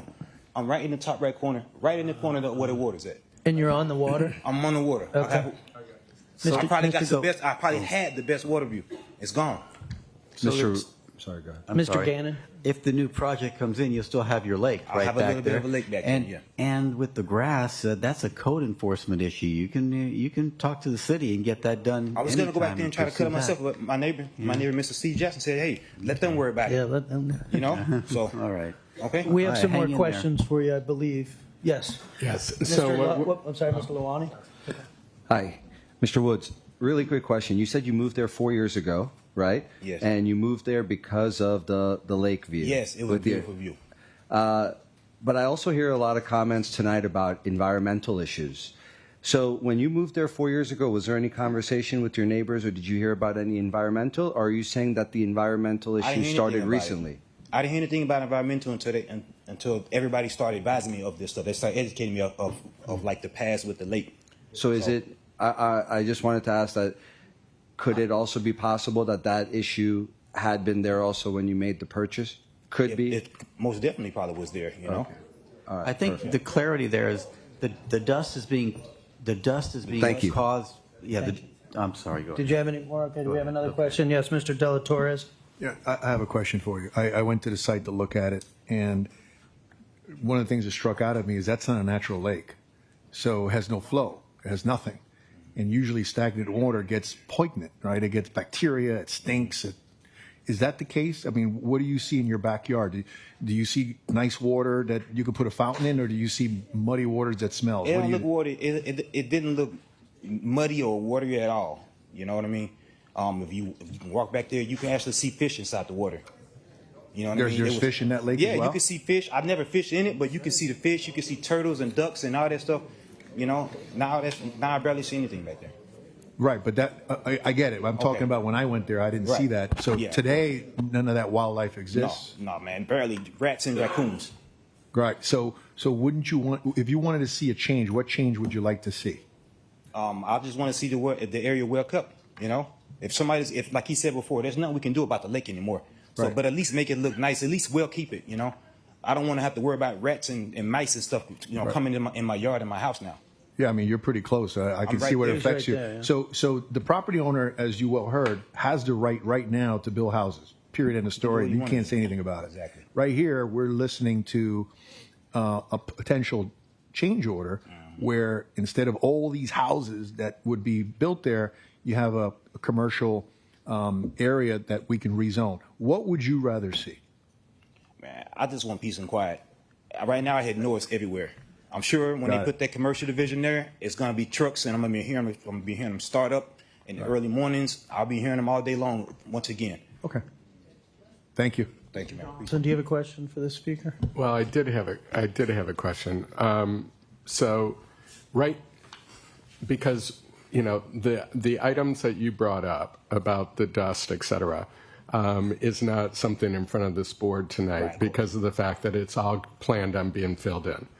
So once that's all filled in, and I would think, and from my site visits, and I probably was past your home because I went all the way around, up and down every one of those streets, and talked to different people, which I forgot to disclose, but the issue or the positivity that I'm seeing from, if I was in your position and I need some clarification with you, is to have something that then allows, if we switch this to commercial, the proposal is, and there will be a lot more reviews, but the current plan, and why I asked the attorney, was bringing back some water because your neighborhood has been draining into this, and now because of environmental pollution, it is having to be filled in.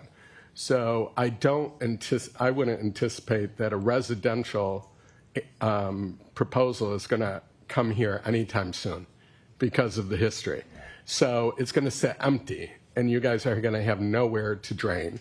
So if that was the case, would you, if you were sitting in my position, would you be in favor of changing this from residential to commercial, or would you want it to stay as residential? I'd have to put some thought into it, but right now, I mean, as long as they can put the right stuff to make sure that our neighborhood is safe and make sure everything drains, that's all that really matters to me. Okay, thank you. Appreciate it. Very good. Our next speaker, Ms. Sharon Alexander, and after that is Linda Patrick. Hello. Hello. Welcome, board. My name is Sharon Simmons Alexander. I'm from Golden Heights. I'm the Golden Heights president. On behalf of Golden Heights, we do have a portion of Golden Heights that is also on that lake. Golden Heights is shaped almost like in a circle. So we go from 16th Street all the way around, and we come around to 16th Court. All of our drainage in our community goes here. All of our stormwater goes here. So when I sit here and I hear it was illegally going there, at some point or another, the city or the county had to issue permits and do the drainage in order for that water to go there. Our streets were redone some years ago, and they put in the piping and all the drainage to go into that lake. So it's kind of baffling when I hear we're illegally, our stormwater is being drained there. Everything that comes up from 19th Street and further up comes down and drains into that lake. It is a major, major concern for the residents in my community and the surrounding community and the community that falls directly after it for flooding. The last big storm we had, everything went over Sunrise all the way into the neighborhoods beyond Sunrise. That's a concern for us, and it should be a concern for you all. The zoning that they're asking for is to change our community to an industrial park, which is what was said. At some point, they have to stop and think about our community. What do we need in our community? Those people that came in, they have Wingate over there in Wingate. We have a school over that's called Wingate. It's for students have been born in that neighborhood, that have suffered in that neighborhood, and that's why they're attending that school. So when I hear a school being built there, never happened. Will never ever happen. So everything that has been done to that neighborhood was contained in that neighborhood. And it continues from each and every dump, each and every place that they have their trucks and everything that's going on. Everything is in our community that's bringing harm to us. We do not want you all as a board to vote to allow them to put whatever they want in our community. Because if they get that zoning, they could do whatever they want at that point. And we're asking you, if you have to put off the vote, put it off. But don't make that vote and that decision today, because it affects every one of these members in our community. Please. Thank you. Excuse me, ma'am. Wait, Excuse me. we have some Excuse me, questions. ma'am. I'm Go sorry. ahead. Go ahead. Hi, ma'am. Sorry, I'm new to the board, so I'm going to ask some questions. Please do. I have not driven by your site. I feel your passion and your emotion tonight. I do have a couple of questions since I have not driven by the site. So as of now, is this filled up? Is there still a lake there, or has it been filled up? It is being filled daily as we speak. Okay. So there is no, for what has been going on, whether it's environment, whatever it is, no one has put a stop to what's going on and say, hold on, wait a minute, let's get some things straight first before we move ahead. So while we're complaining and while things are being in the process to say, hey, this shouldn't be going on, or maybe we need to put a pause on it, it's still being filled. So, ma'am, I guess where I'm going with this is that, so I understand that there is an issue with this lake not being taken care of and treated. And I also heard that you said when we had those 100-year floods, at that time it sounds like it over-flooded and came into in your community.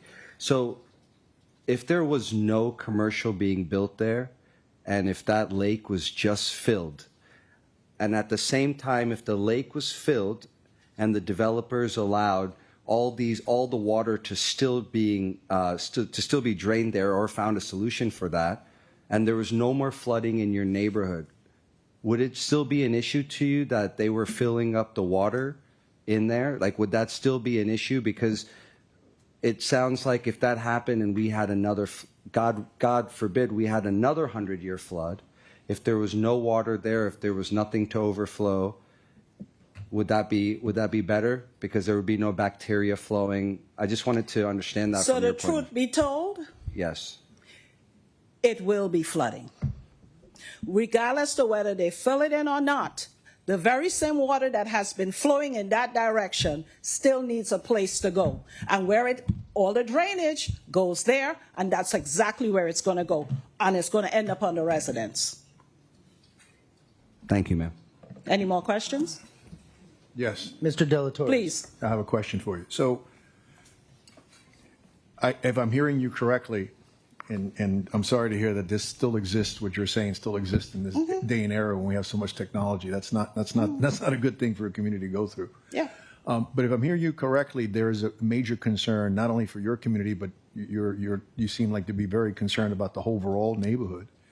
The fact is that that land is contaminated. You're aware of that, correct? I'm aware of the land is contaminated. I'm aware of my neighborhood is contaminated. Correct. So you're correctly stating that when there's a storm or there's a flood, everything flows into that lake, and then when it floods, it's contaminating you back, obviously, right? So it's not that it's contaminating me coming back in my direction.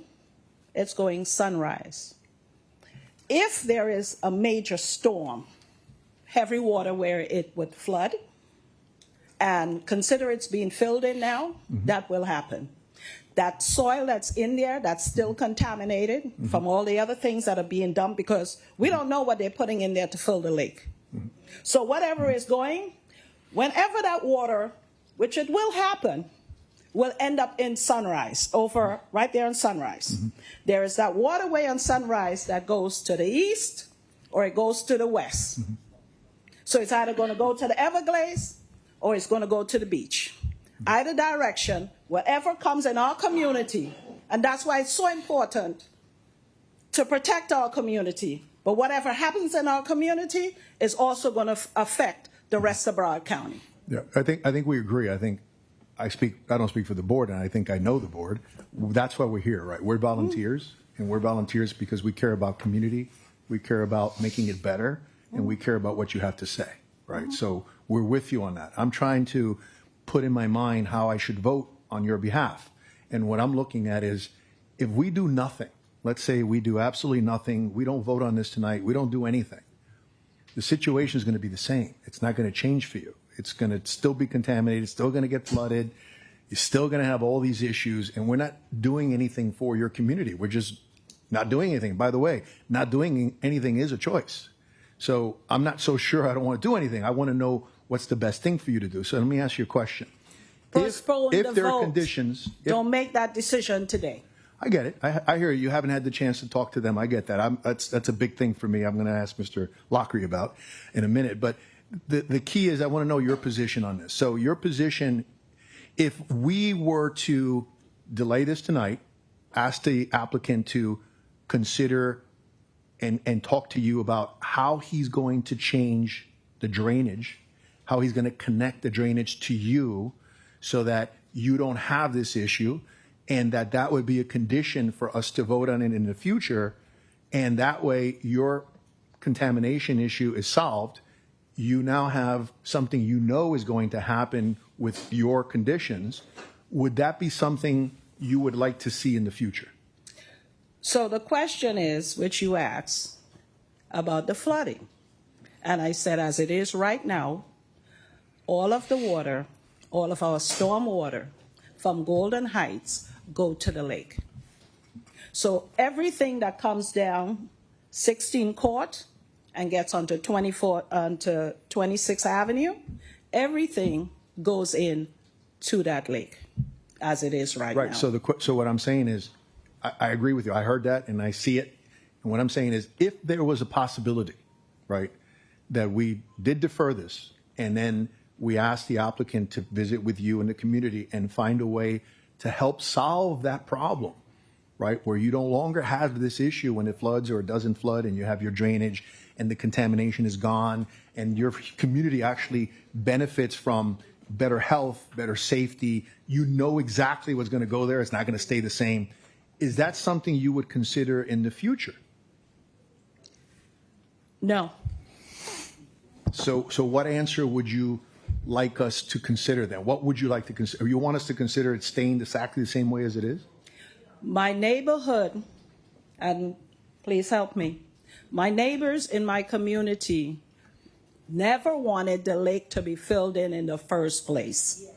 And that's what we spoke to the commissioner about. Our city commissioner, Pam Beasley, said she would support us on whatever decision that our community made that we wanted for that lake. She gave us our assurance. Anyone who was present? Yes. Thank you. Yeah. That's what she would do. She would back us in that sense. Got it.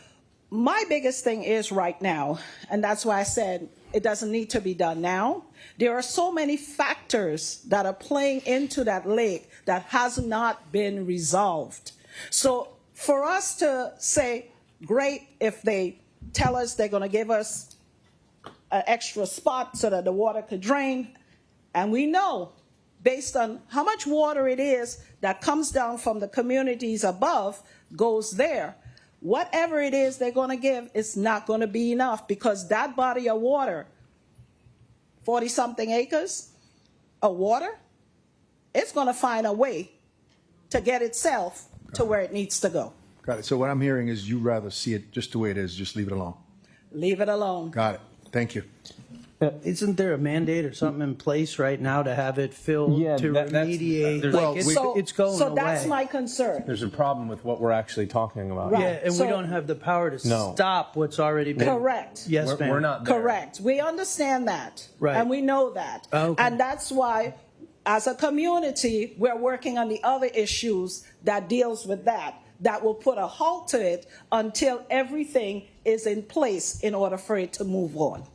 So that's why we're asking for this board to just put a little pause on it for now, and let's see if we can work through some of the other issues that we have that's going on at the site that we would like to have stopped. Question for you. Even as is, you have flooding, is that correct? Currently as is, no. If we have a major event, that's how we got the flooding. Right. But as it is, we're not having flooding. But you did have flooding. They did have flooding. As and is. Maybe there's an area There's an area that has flooding. Correction. Golden Heights doesn't have flooding. Our drainage flows into the lake Right. properly. I guess I'm trying to just understand, they are totally separate issues. Because the flooding issue, even as is still an issue. It is an issue for the I'm community, sorry? for the surrounding For- community that currently floods. There is a portion of the drainage that's in Lake Air that has been a concern for the neighbors in Lake Air because the drainage was not cleaned. So I'll let them speak to their area and to what's going on as far as their area. But as far as Golden Heights, our drainage and everything is done efficiently and is running efficiently going into the lake. Chair member, I think we need to go through the process of the public appeal, and then we need to talk to the civil engineer, Langen engineer, and we need to bring him up to the stage. Yeah, because again, I don't, I think we need to get Michael up on the stage, and he needs to answer questions that this young lady has. Right. But I think we need to finish the public. But that's Yeah. that's my recommendation. Yeah.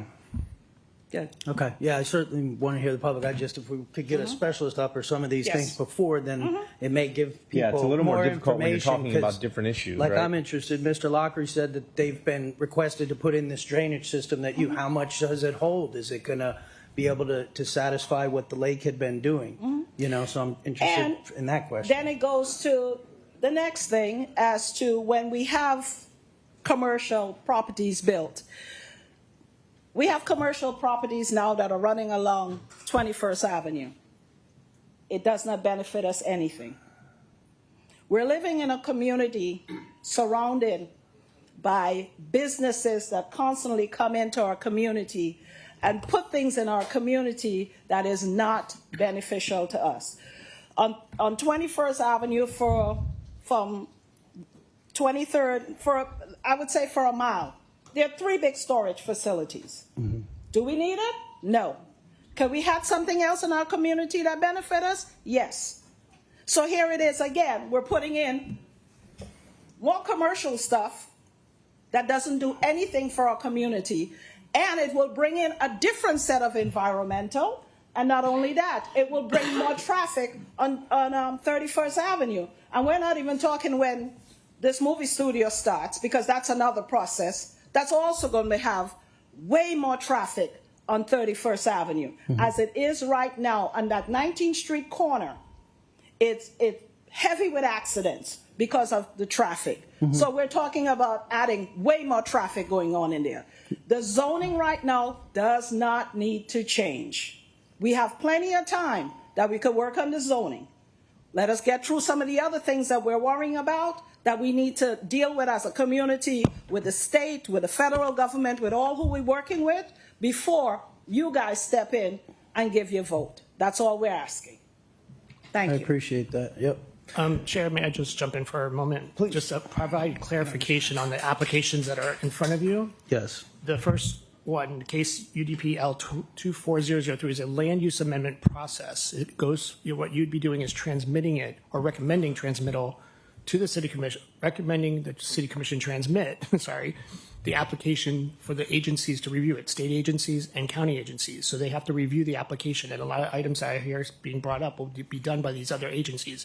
The city does not have an environmental aspect to review those topics. That's why we transmit these to other agencies, including the state. They would comment on any environmental issues on the site, and that process doesn't get done until the city transmits the application. So I want to just be clear, I hear what everyone's talking about, just knowing that the agencies that are responsible for reviewing it have not seen it yet in this Won't see it process. if it doesn't. If you don't, right, depending on what action you want to take, this is a land use process that goes to the commission then transmits to state agencies and the county for review. Those agencies have the authority to review things like environmental, drainage, permits, and so forth at a bigger level. So I just wanted to provide clarity on what your action is and what expertise in the city's fields are. Mr. Hensel, when you looked at the application, did you see if that was already done? If there was an agency that looked at it and gave a permit The process starts here with the Got it. city. Okay. And we have not transmitted it for those agencies to review the application yet. So the environmental Got it, gets done. got Who owns the property now? the applicant is I think you have purchase. I think I saw they don't own it yet. Yeah, Am the I owner- correct? The applicant owns it? But that's different than owning it. If you're in the contract, doesn't mean you own Right. it. Well, technically, the applicant is the owner in Fort Lauderdale. So the owner signed the application. Our clients who are presenting it tonight are the contract purchasers who are going to develop it. So technically, the owner is the city. No. No.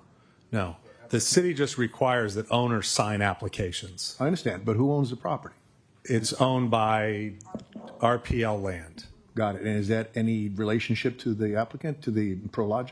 No, they're selling it to Prologis. Prologis is the contract purchaser. Okay, that's what I understand. Yeah. So the person sitting here today Are Prologis, Got are the it. developers. They're not doing but they don't the own the fill. property. Correct. Understood. The applicant is the owner, though. Correct. And he's not here. Correct. The You're co-applicants. representing him. I'm representing both. Got it. And they're Got it. both And the private- city's not an owner of any Right, of this. and they're all private enterprises. That's correct. It's all Got privately it. And as we speak today, the zoning rights of this property is they can build residential property, single-family homes. That's the zoning. That's Right. correct. And they wouldn't have to come, multifamily and single. and they wouldn't have to come to us to ask permission to do the residential property. No. They could just do whatever they want. Correct. No site plan. No nothing. And Got is- it. Got it. Are there Now- limitations due to the pollution and so forth Sure. on a residential Sure. That all development? has to get evaluated. Yeah. Absolutely.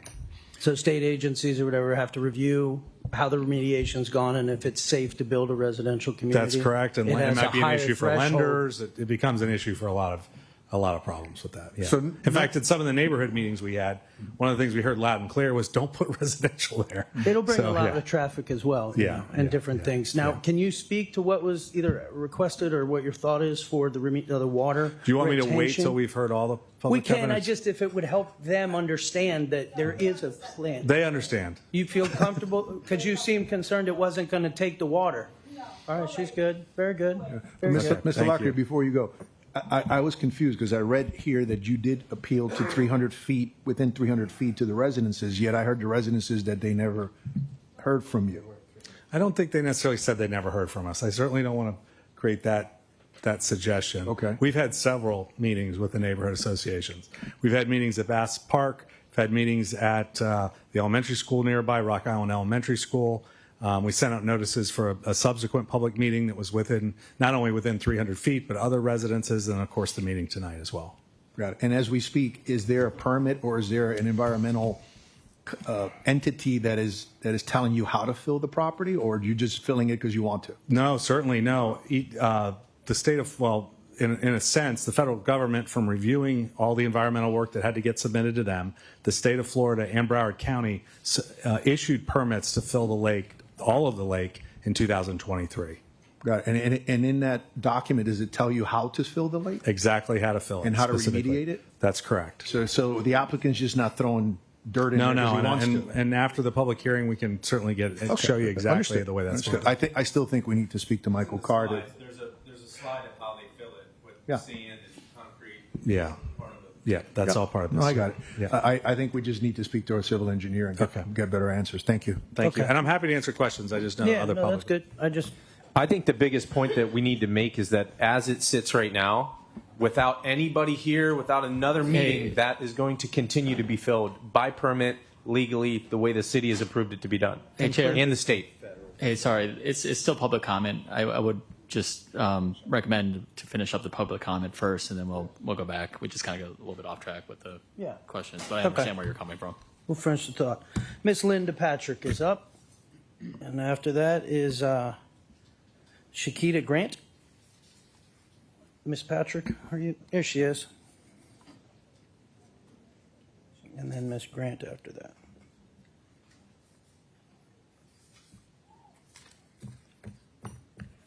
If you'll pull that mark down, darling, so we can hear you. Thank you. Hello, everyone. My name is Linda Patrick. I'm the president of Lake Air, and I'm in total agreement with what Sharon, the president of Golden Heights, said. Our main concern is the flooding, the health issues, the livelihood of life, the water and our air.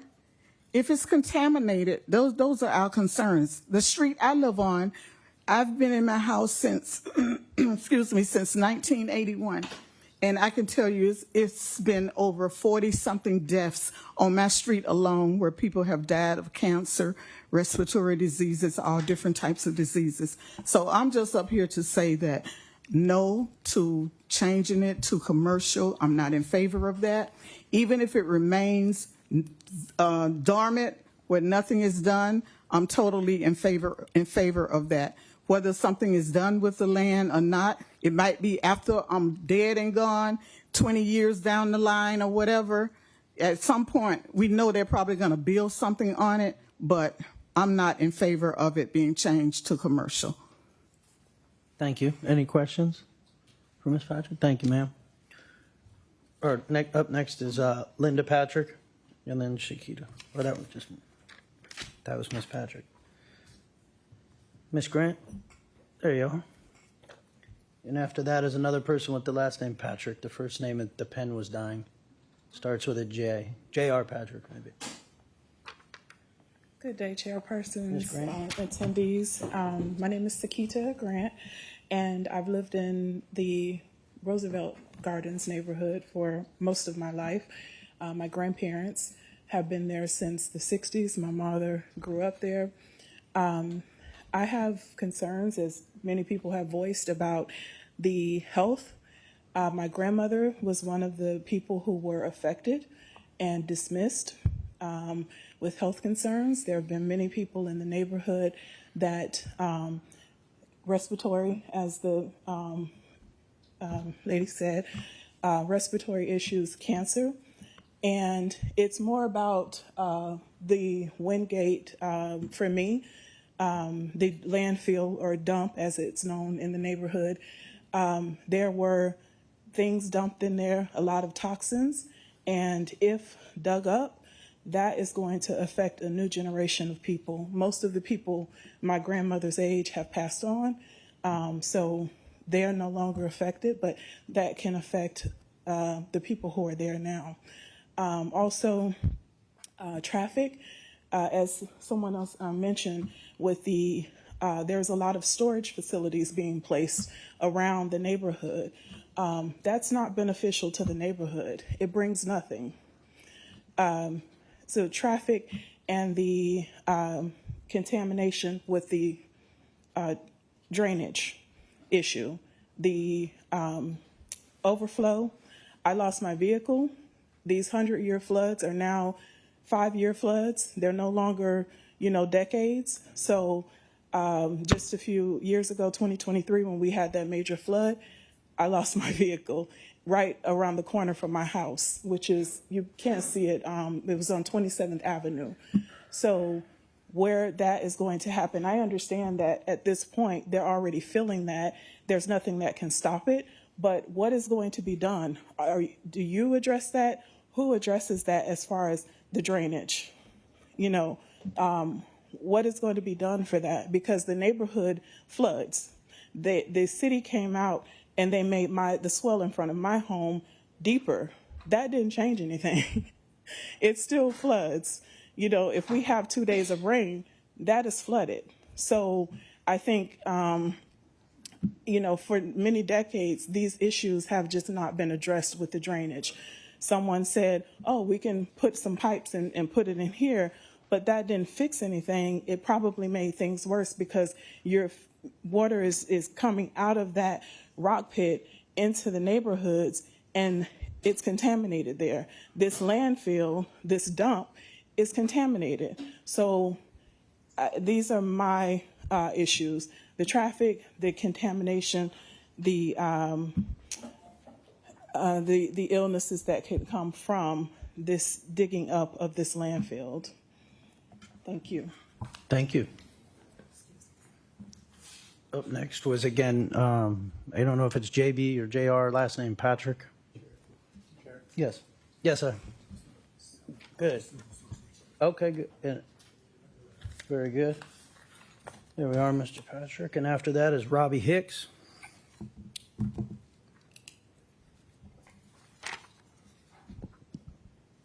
Good evening, everyone. I'm Mr. J.R. Patrick. in that area, that whole dump site, the soil is contaminated, the water is contaminated, and if you guys build upon that, now you got people living on top of contaminated ground, and there's a lot of people done passed away from cancer, and the kids that have been born as of now been born with cancer and stuff like that and other diseases. But you guys need to take in consideration our neighborhood. There's a lot of neighborhoods over in that section, and it's like we're being left out and being overlooked because you guys seem like you just do what you want to do, and that's really not fair, and that's really not the way you're supposed to do things. You're supposed to get out and go investigate or send someone that's reliable. And as a matter of fact, this meeting really shouldn't have taken place because we were supposed to be getting in people to come and retest the soil because of some of the readings that we got, and we couldn't really believe those reports. But we really need you guys to take in consideration of where we at and what's happening in our neighborhood. And if they build on that, like what they're doing now, it's going to flood out not just 19th and 31st, but it's going to go all through the whole neighborhood, even up around Dillard High School. So you guys really don't need to allow them to build. So I'm against all that. I say no. Thank you, sir. Mr. Robbie Hicks? Oh, Miss Robbie, I beg your pardon. It didn't have either, so I beg your pardon. Yeah. Yours has got to be tougher. Good evening, good night, whichever you want to be on. So I am here at this top corner, all the way at the top, right there. What street are you on? I'm on 17th Court. I'm right next to the building. I'm right next to the lake. And my issue with the contamination, yes, we know it's there. But like they say, let sleeping dogs lie. Let the dog lie. Don't touch it. Don't bother it. My issue is that this company says that they are going to, do all these nice things. But they haven't shown respect, first of all, when it comes to keeping the community nice, even when you're over their building. You know what I wake up to in the morning time? The little bulldozers or tractors, because it's shaking my house, messing up my foundation. I moved into that house after my father passed away from cancer, of course. And I moved in that house in 2011. So moving in that house, I regutted the entire house. I pulled everything out. I repaved the driveway, stamped driveway. My stamped driveway right now has cracks every which way but loose because of the constant construction. So if we're rezoning to commercial, I'm going to have to endure construction for the next 5 to 7 years. And then after the construction, I'm going to have to endure tractor trailers, dropping oil, breaking up the roadway as it is, and then having to listen to that all night.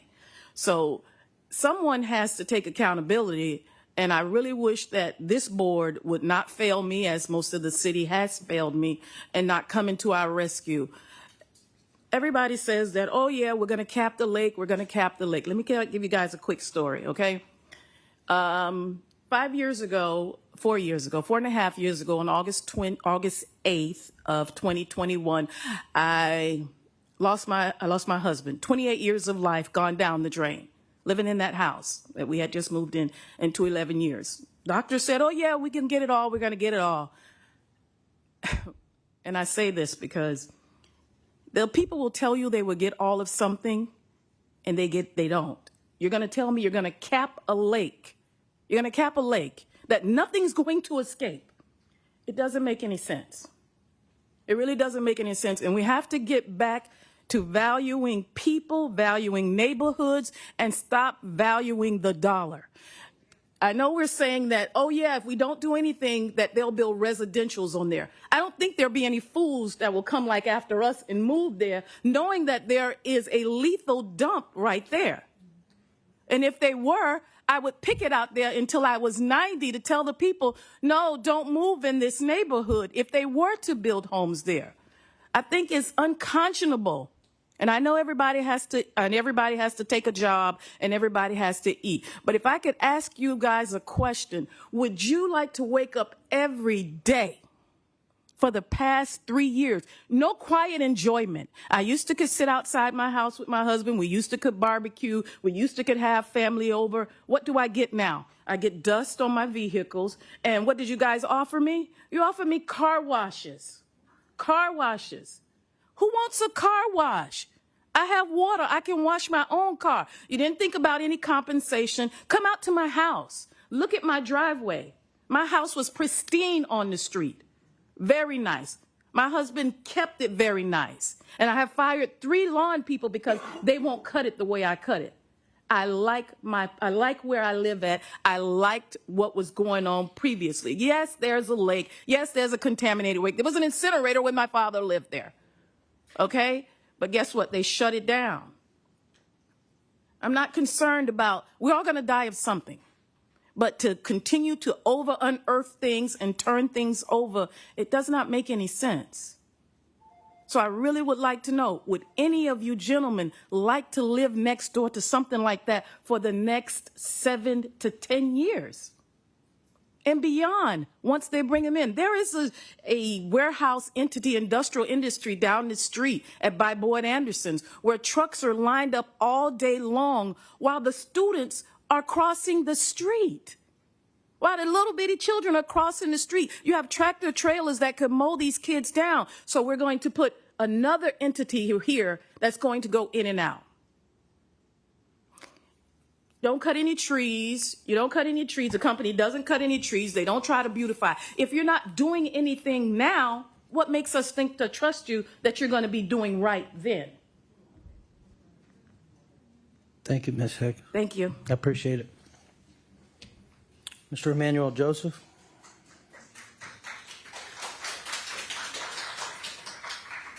After Mr. Joseph is April Young. Hello, good evening, everybody. I'm Emmanuel Joseph. I'm the president of Roosevelt Garden, the community that's south of the proposal for this development. I have closely worked with Golden Heights president and Lake Aries.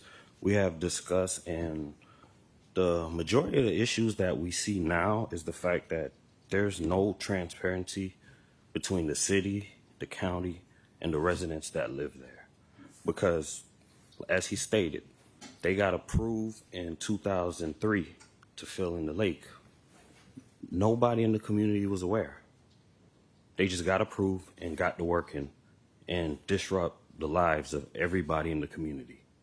Like, nobody ever asks, hey, like I said, can we have a joint co-venture to where we can work together, see how we can beautify it, see what we can put there that the immediate people that live in that area would appreciate. There's none of that.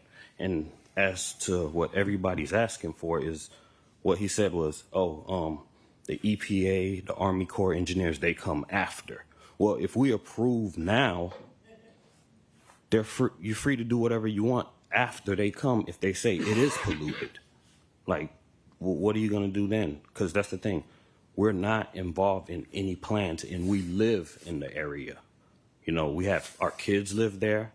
We go to school, and we try to build the community. Like, you have this turnout because people actually care. But I know it's hard to see when you drive there, and you say you see trash and you see violence or whatever you see in the news, but there's actual families that care about the community. And the issue is we're not involved when these plans come about. Like, the reason why this turnout is because we're all communicating with each other through our phones. But who's coming to do an air inspection? Who's doing a soil test? Who's doing a water mitigation? You know, who's checking to see if there's an endangered species in that lake? You know, none of these are being answered, but the reason for that is because we're not involved in the process. It's just the owner and the commissioner. We've reached out to our Commissioner McKenzie, and we've asked for these things, but nothing's been provided for us. That's why the majority of us are here today to talk to you to say, no, let's stop and let's try to get some answers first before you go through this process. because I know everybody's emotional here, and sometimes when they speak, it's just too much emotion. But the thing is, we're trying to explain to you that we want to be involved. And that's the issue. We're not being involved. Our voices are not being heard. And the people that live here, they're the ones that's suffering because, like you said, the people that I know personally, 2 neighbors that died of cancer from back in the 50s in the neighborhood. Those stories are not being told because of the fact that it's easier to cover it up and develop whatever you want than to let the people come out and speak and say why we don't want something. Because just like some of your questions were, oh, if the lake is polluted and there's bacteria in it right now, wouldn't you want it removed? But what's the process of that? Like, is somebody going to come test it first? Is somebody going to give us the answers to where we can reroute the water?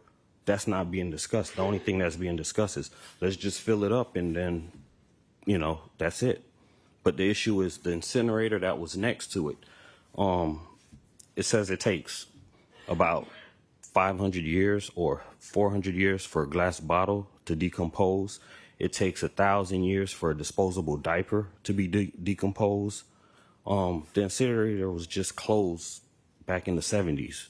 It hasn't even been 100 years yet. We don't even know what's underneath that soil because nobody's doing soil tests. Like, nobody's calling the EPA or the Army Corps of Engineers to come out and mitigate and see what's underneath there, and the water also. But we're ready to just develop for no reason at all. And we're not thinking about the impact that that's going to have in the residents in the neighborhood. So that's why the majority of the people here are against it, is because we want a voice. We want to actually sit at the table and say, okay, if you run all these tests and we see and we know what we're dealing with, we can take the appropriate actions rather than just some millionaire who owns it decide to just do whatever they want with it. Because we actually do care and we want to be a part of it. And I just feel like we're not being heard.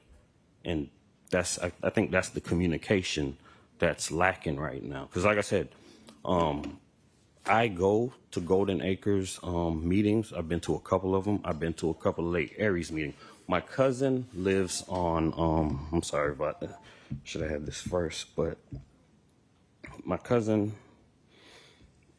lives on 1671 Northwest 28th Ave, and that is the corner lot right there, right behind the lake. I've been to his house. Prior to them closing off access, we walked that area. We walked through the lake. The water at some point was clear, and there were fish in there. I'm not saying it's something that we're going to jump in and swim in or fish, but it was accessible and nobody was getting hurt. So that's why I say sometimes when you say, oh, it's polluted now, I mean, nobody tested it back then. So that's why these concerns are coming now. And we had one patient who died they lived directly behind the incinerator site. She died last year. She was one of the victims of that situation. And like I said, there's no testing. There's nobody coming out to give us answers, and that's what we're asking for. 1, we want answers. 2, we want to be a part of the solution. So it's like we don't just want a storage facility there. We want to know, okay, is it safe to put it there? Mm-hmm. Are there wildlife that's going to be affected? And then with the flooding, I helped her push her car when it got damaged to the front of her house. And that's the part that you guys are not hearing. We're a community, we love each other, and we are trying to help. But the thing is, we need your help to hear us and help us figure this out. So if you have any questions, I'll answer. But Thank you. That was powerful. Yep. Mr. Buckley. I followed this for 35 years. Carlton appointed me in 90 to this board, and I served 10 years, and I sympathize with what you've been through. But moving forward, we're not in charge of the environmental part of it or the other things, and there are going to be a lot more public hearings as this moves forward. I'm going to be very interested to hear what the developer says and what their engineer says, and I think they can give you a lot more answers. The fact that this was allowed to happen is criminal. And That's basically what we all are No, I asking understand that. for. Yeah. Is because of the fact that, like, when meetings like this come, we will show up, but the issue is a lot of times we're not informed. So it's not that we don't care, it's we're not informed. Like, when we sign the sign-in sheet, we put our name and our phone numbers down. It's not, send us a text, send us an email. I'll go knock on neighbors' doors. We will show up.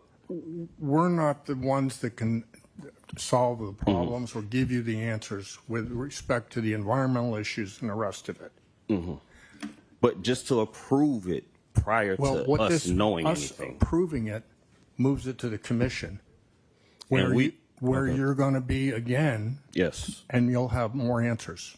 Whether we approve it or not is going to be a vote of the board. But I mean, I hear you. Thank you. One moment. Did I see anyone else that had a question for the speaker? Oh, okay. I thought so. Thank you very much. No problem. Thank you so much. Miss April Young. Miss Young, I believe it's, and after that is, there we go. Hello, everyone. Good evening. My name is April Young. I am the vice of Lake Air. As you can see, that we are a full-pledged resident.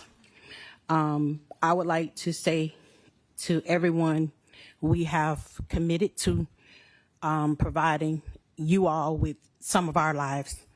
And as you're sitting at the tables, most time when you open your doors because they're welcome.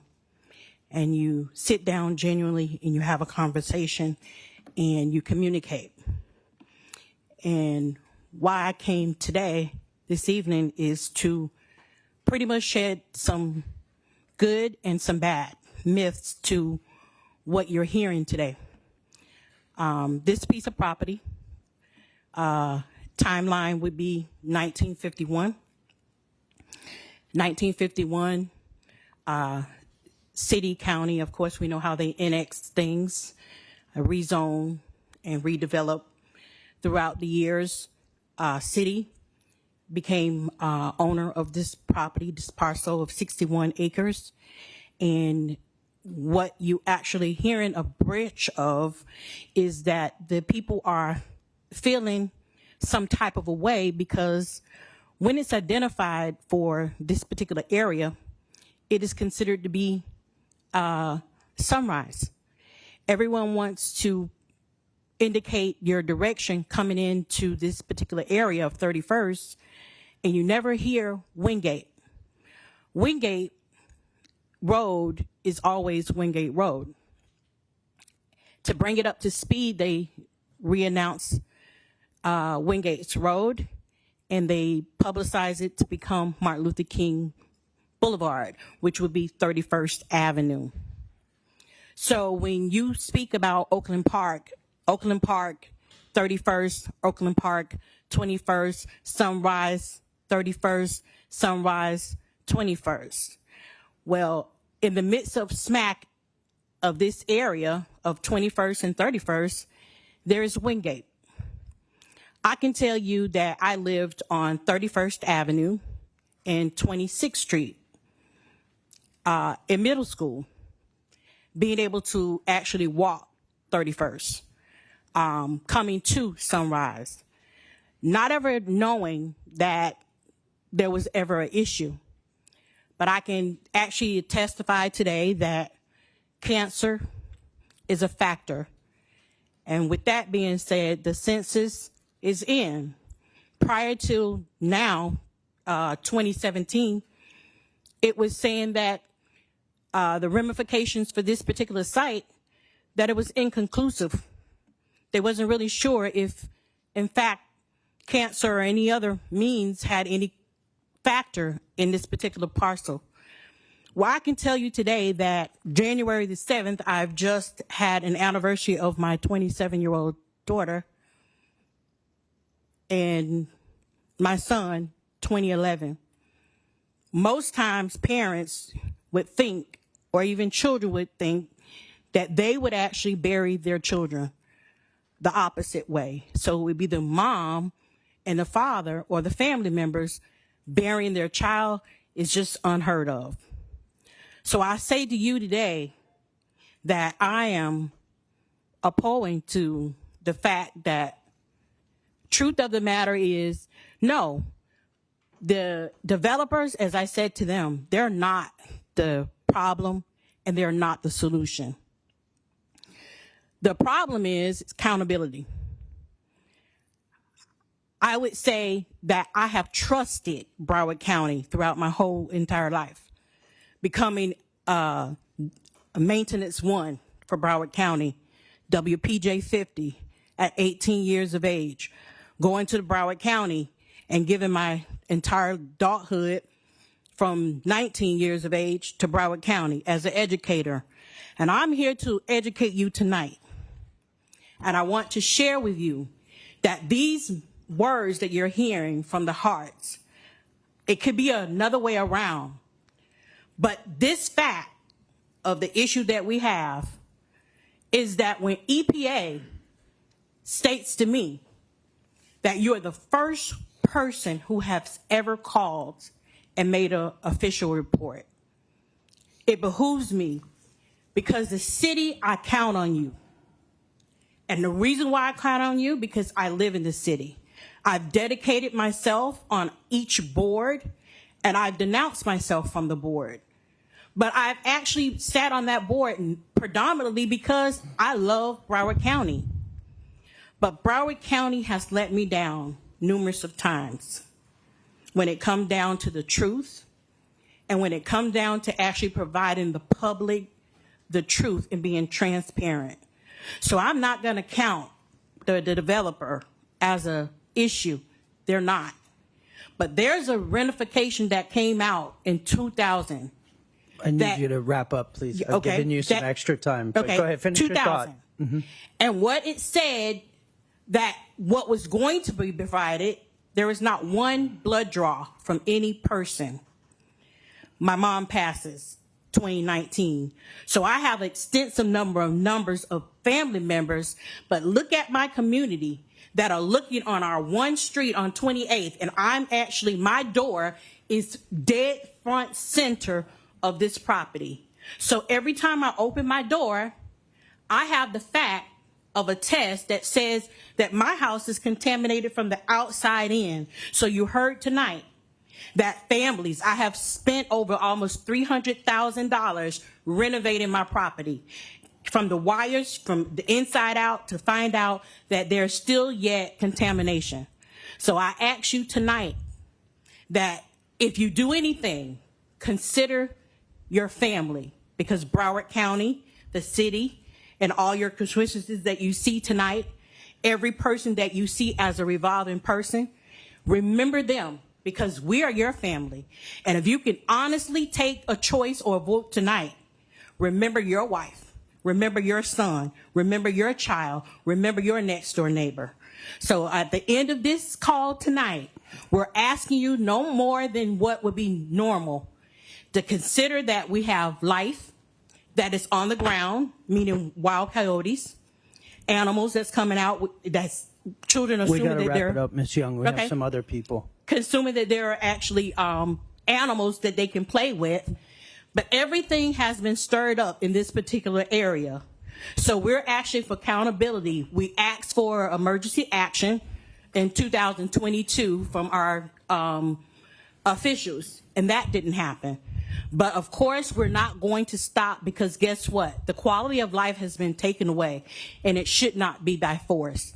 So we're asking you tonight to consider, and then salt yourself before you can even consider to give a formal answer as to the quality of life versus a dollar sign. Thank you. Thank you. Thank you very much. Up next, Ms. Anne Marie Gibbs. And after that will be Eddie Pierce. Ms. Gibbs, or Mr. Gibbs, who we got? There she is.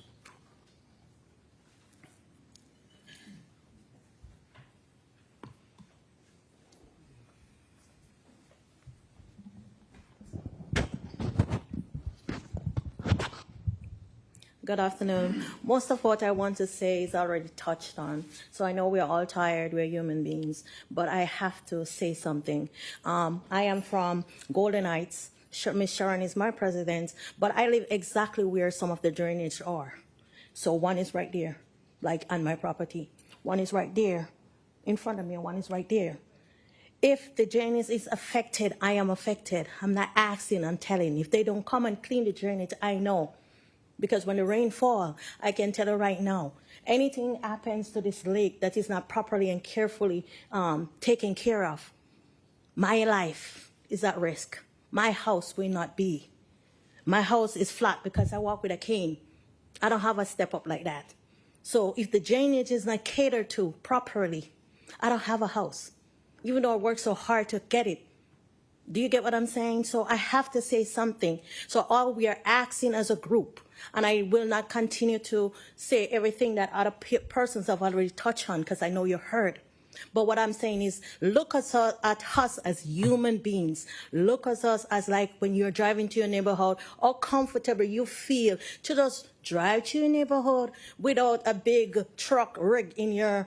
I work as a substitute teacher too, right here at, what do you call it, Riverland.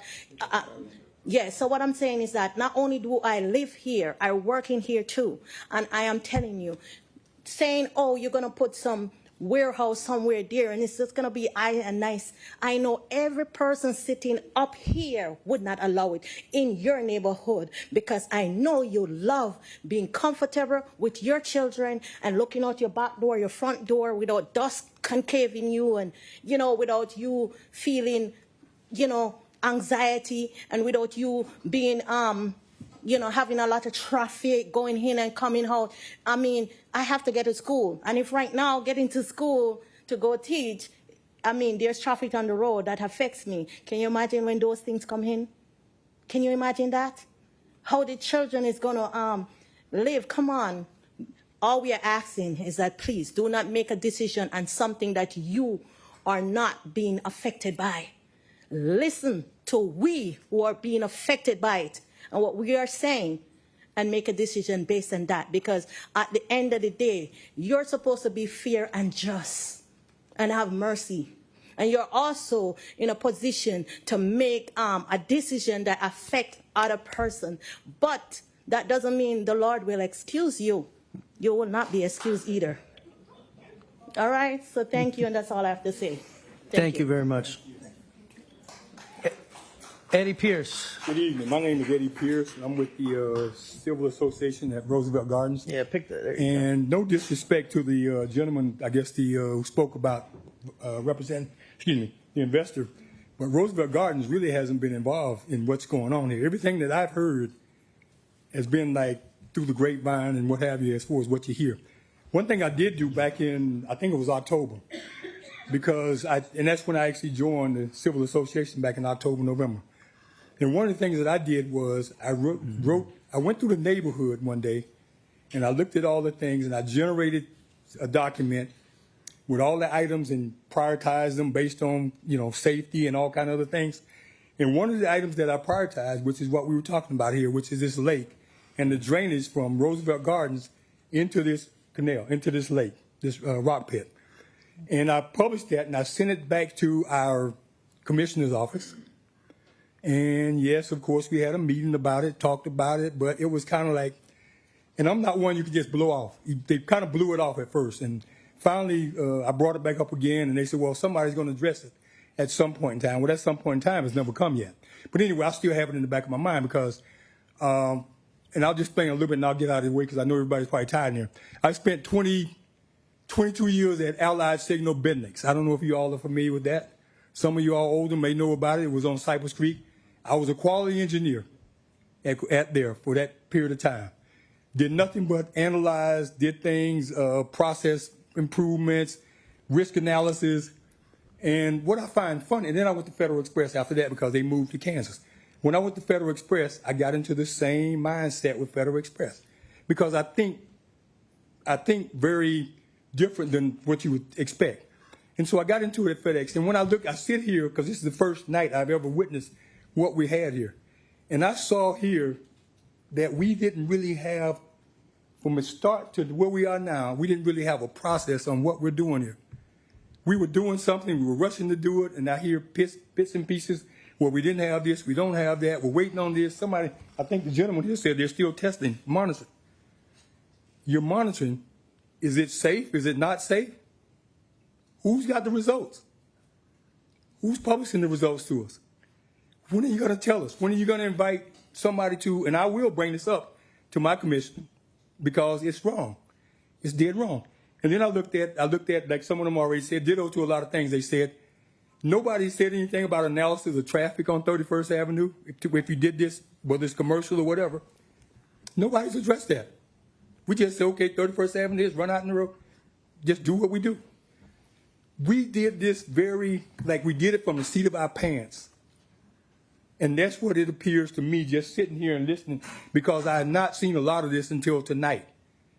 And it's very sad. Now, another thing I'll ask you, and I know 12 or 9 of y'all or whatever sit there, and all of us actually, before I do something, I think about what it does to my neighbor, what it does to his family, what it does to our community. And if I can't say to myself that, yeah, I would do that and I would live in that, then I wouldn't do it. I would have all kind of questions and whatever. And I think we need to look at that and take that logic. And one thing I've learned here, and I know we're in the 20 whatever century now, and we're in 2026, but we don't do things like we used to do anymore. We take a lot of things for granted that this is happening, that's happening, we're going to do it this way, and we let it go the way it goes. And whatever happens, happens. And just like we'll be just like it is in Detroit, when they had the water thing, and everybody talked about the water, and all of a sudden when it happened, everybody started running. It wasn't me, I wasn't involved. You don't want to do that because people's lives are at stake with these things. I wholeheartedly, heart goes out to the investors, but you got to realize you got to do the right things and take it slow. It's not their problem, but it's our problem. And I have an old saying, I'm going to close. My old saying is, in God we trust, all others bring the data. And that's what I'd like for y'all to do for me. And y'all have a good night. Be blessed. All right? Thank you. Thank you. Well said.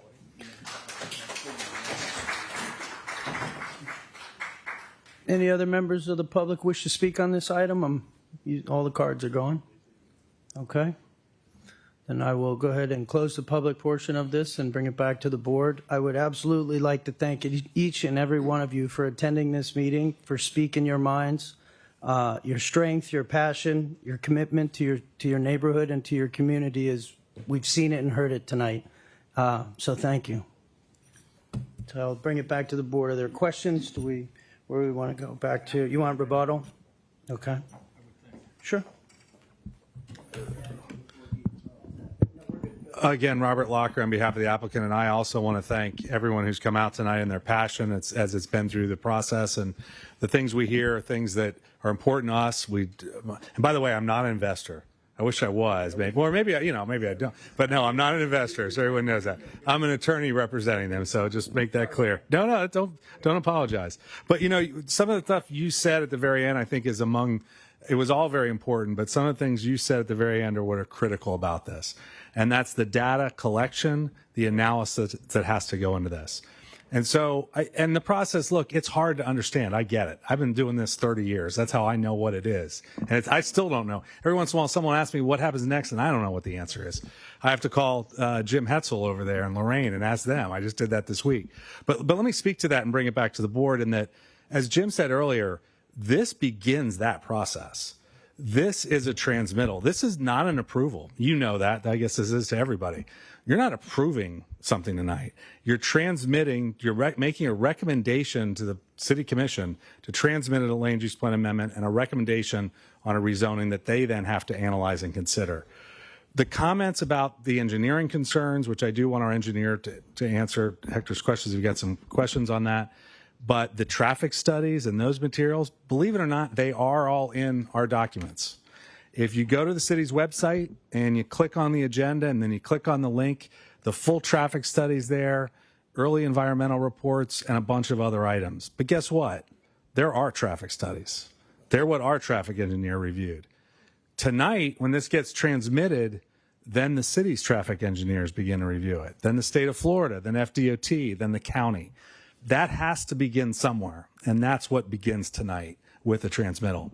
Without a transmittal, nothing happens at all. And that analysis never even begins to get reviewed by the state or by the county. They can't review it. So that's why it is imperative that this, we think, imperative from our position, that this start tonight. And there are going to be a lot of commission meetings and a lot of other meetings. This takes about a year to get through in front of a lot of different bodies. In addition to planning and zoning, there's city commission, there's county commission. So you all get to come to a bunch more meetings if you want. In the meantime, and specifically as it relates to Roosevelt Gardens, we would welcome the opportunity to come to Roosevelt Gardens before a commission meeting. If that's the ultimately P&Z board will give us some thoughts on what they're thinking. We did send notices to 50 members of Roosevelt Gardens who are within the 300-foot radius of that. I have the list here, but I'm not making that up. But look, we would like to meet with the association president and the executive board as well, and we're welcome to go to anybody who wants to meet with us. And I know there have been some meetings recently, a couple that we even had one scheduled yesterday that had to get canceled, so hopefully that'll get rescheduled, and we'll continue to have those meetings. Again, I'm talking too much, but those are my main points on the items, on the outreach, and in our meetings. If you've got any questions for our engineer, I'm sure he'd be happy to discuss it. Any questions for Mr. Lockery, or would like to hear from the engineer? Well, I think the only thing I would express to Mr. Lockery is that would you entertain taking these people's names and contact information and keeping them in the loop as to what's going on? Because that's what I heard. I heard that the applicant just hasn't done enough outreach. You probably did what you needed to do. I'm not saying you didn't, but I'm listening that this community has a right to know what's going on in their neighborhood. I agree with that. I want that. And I think that if you are willing to, I think you can ask your applicant to do a better job of outreaching. And, we have people here now. This is a great place to start, and let them create a chat room where they can spread the word through their neighborhood. Is that something you're willing to do? Absolutely. And in fact, just recently, we've brought a group in that can help facilitate that as well. So we'll take the names and numbers of everybody who signed in. The city will share those with us as public record. We'll contact them all. I'll commit to that. And if not, we'll give you our information, and you can contact us, and we'll continue that conversation. Because again, this is a long way from an approval. Let's put it that way. This land use plan amendment. It's a long road in communicating as well. Yes. Also, you mentioned something, just to be clear. You're willing to share your information, even though you said it was my traffic study. Are you willing to share all that with them? It's already, it's already on. It's all already in the public. Good. Yeah. Good. Okay, Yeah, so they happy to. just need to know where to go and, That's right. and how to read it. And if they go to tonight's agenda and click on the link for this item, the backup that you have that has that in my package right here, it's available to everyone. Great. The environmental reports are done quarterly, and they are provided to the county. We're happy to provide them. I can show them tonight, but those are all part of the studies. Good. Thank you. One question, Mr. Lockery. Were you involved with the permit to fill the lake at all? I was your not. firm? I was not. Okay. I mean, I know what happened because we've been asking a lot in preparation for this process, but I wasn't involved in it. No, not at all. So really, the applicant that you represent is Prologis, correct? That's correct. So They're paying me tonight. All Let's right. put it that way. Yeah. So everything that's happened prior to Prologis coming along has been done by the current owner of the property, That's correct. which in theory you have little or no control over except under your the purchase contract. Yeah, that's exactly right. Which means we can call them and ask them to do certain things. And I heard today about someone whose lawn needs to get mowed. I heard about some other specific concerns, and we will ensure that we will address them to him. And look, his response to us has been very positive. So when he gets specific notices. So as a practical matter, not to repeat what Patrick said, this is just a starting point. That's correct. And if we don't do anything tonight, it just sits around and continues on, and the current owner continues to own it, and Prologis doesn't move forward, I take it. Yes, and Prologis is not as motivated to continue to meet with neighbors and do everything else they would need to do. That's right. Thank you. Yeah. Yes, Mr. Dutt. To the board, I think that it seems to me, when was the permit filed and started to fill the lake? It was The approved. permit was filed in 2022 and was issued about a year later. Okay, so when we see these issues at P&Z, I always think, what if nothing happens, right? And I think that he's going to continue filling this lake, in my opinion, and it could be my opinion that It's mandated. It's mandated. It It's has to be mandated. filled. It's happening. Right? 100% filled. So, No, they're in the process. What? Yeah, I think we need Michael Carr on the board. I think Michael Carr is the Langen Engineering. Go ahead. And I think We'll he let can him answer speak. a lot of questions. I think we're speculating. Okay. Hi, Michael. Hit that button right in front of you. Red button. There we go. Sorry. Good evening. Michael Carr with Langen Engineering here. Represent the applicant here. So open to questions. And Can you explain to everyone here about the order that was approved in 2023 to fill in the lake, and that is not part of this process, that is going to happen? And because what I'm hearing a lot from the community tonight was things that should have been communicated to you by your current city commission, county commission, state, everything that's beyond the scope of us as volunteers. And to the city staff that is here, the one thing that we all need to take from this tonight is that there has been a real lack of communication to this group.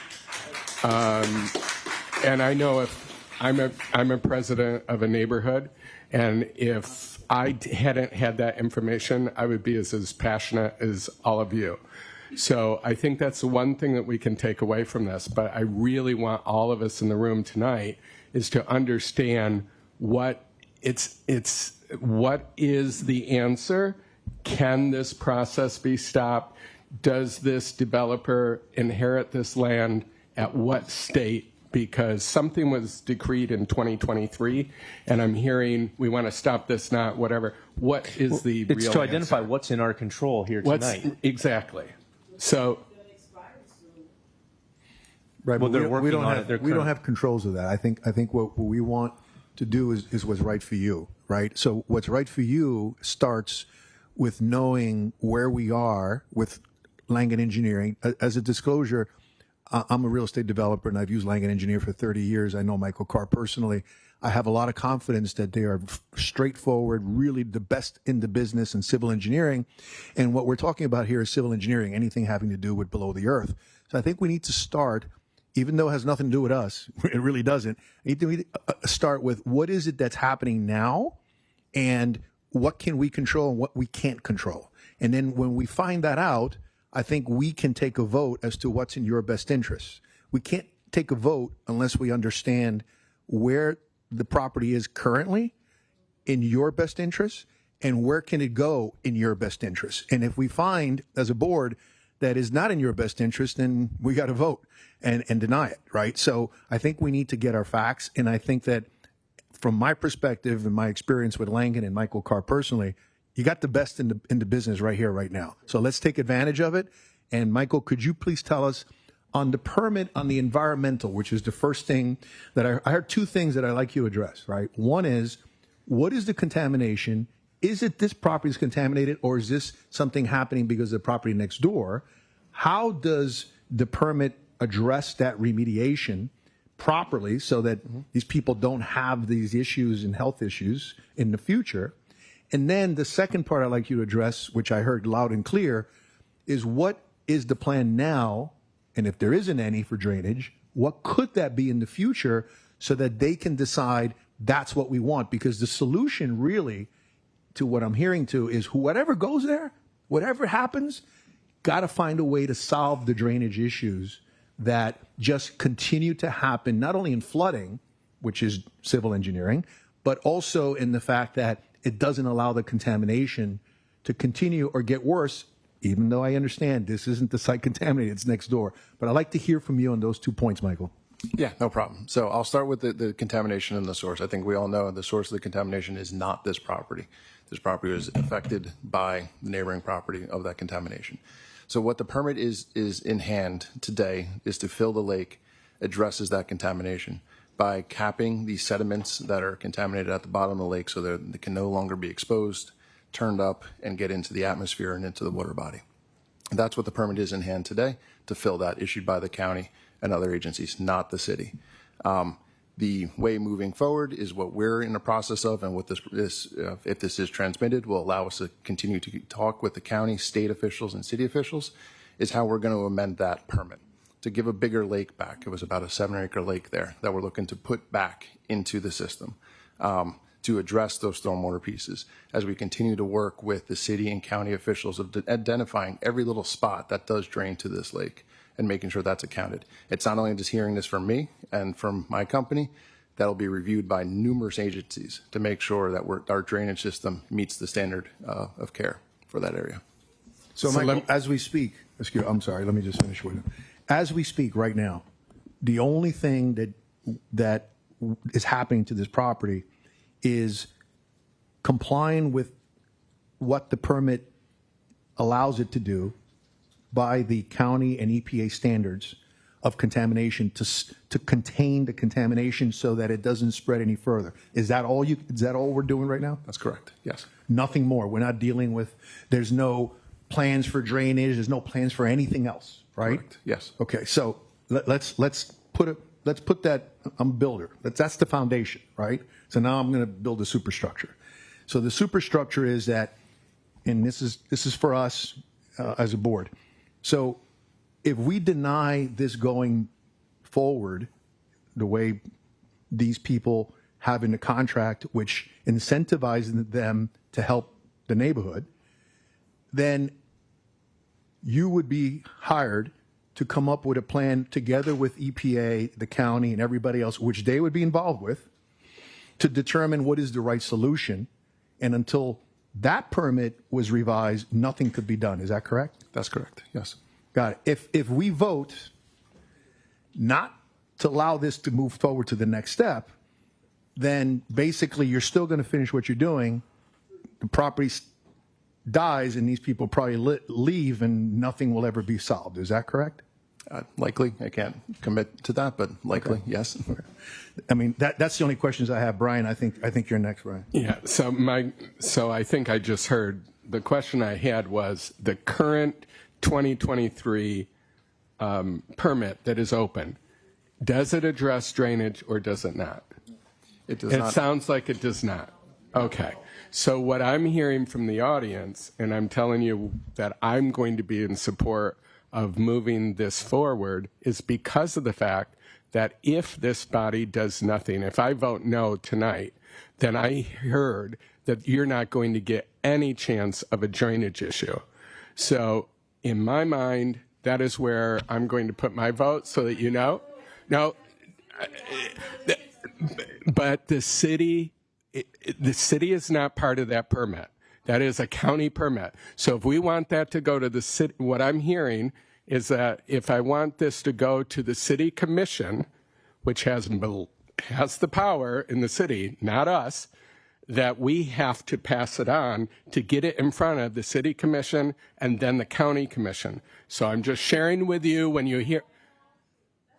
Okay. Can I ask staff, Well, is we that have- what it is? We have the Because attorney here, so let's Yeah. clarify that. I'm going to ask the city Either of attorney. us can address it. What you have in front of you is a land use plan amendment application that contains different analysis tied to it, and drainage is one of them. We have to transmit it, or you make a recommendation for the city commission to transmit it to the county and to state agencies for a review for the land use amendment, which will include drainage as part of the review, environmental part of the review, traffic part of the review. That all gets done by the other agencies. So without acting on it, that review will not happen. So I concur. personally, I'm clear on how it moves forward from here and if it is approved. What I'm not clear about is if we were to say no, where does the city go from here with regard to the county permit? And do you have anything to do with it, or is it just it continues that way? The permit is a separate process that's issued by the Broward County. What you have in front of you is a land use plan amendment, which deals with our comprehensive plan and changing the land use. It's two different things. The permitting process we have no authority over. It's Broward County. They issue the permit for that. So it's a separate process. It's separate from this, but the land use will get it reviewed for drainage as Correct. a land use plan amendment. If it gets transmitted, again, I'm clear on how that goes. But if it is not and it's stopped here, the city has nothing to do with the way it's currently being done anyway. With the permit, no. And with it being filled. Correct. Jim, one more question on that, because I heard what they said and I want to address that. I heard they're very, very concerned with the drainage within the city and the flooding. I mean, I heard that a lot, and I see how it affects. I heard the one lady say all the drainage drains in this lake, which is important for them. So question to you: if we, to what Brian is saying, if we vote against this, is there an opportunity for the city to address the drainage issues on those streets that have nothing to do with this? That's a public works question in my mind. They deal with the infrastructure in the city, including drainage. We work with the county for drainage as well, depending on where it's located. The land use amendment doesn't, the drainage is a separate item as well because it goes beyond the boundaries of this land use. What happens with the land use amendment application, they will analyze the drainage for the site and anything that's connecting to it. So it would pull the neighborhood in from an analysis for the land use. Drainage as a whole, an issue in a neighborhood, needs to be handled through the city, through the public works department, and what the improvements are that they're doing for infrastructure. Right. So the neighborhood really has, wow, I mean, I'm thinking about this if I live there. The neighborhood really has a number of different areas that they need to address separately from this board. One being the city in public works with the drainage they have in the neighborhood issues, flooding.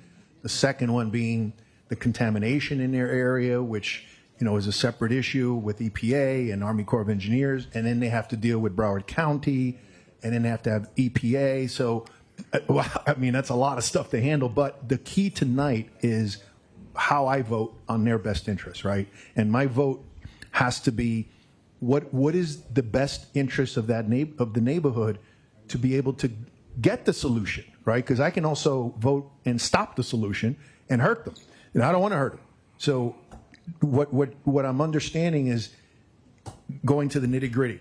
You have provided us with the information in your report for us to vote yes or no on getting this land rezoned to commercial from residential so that this people that have this under contract can move forward with addressing all that with the neighborhood. If I vote no, then that basically stops the whole project? So your role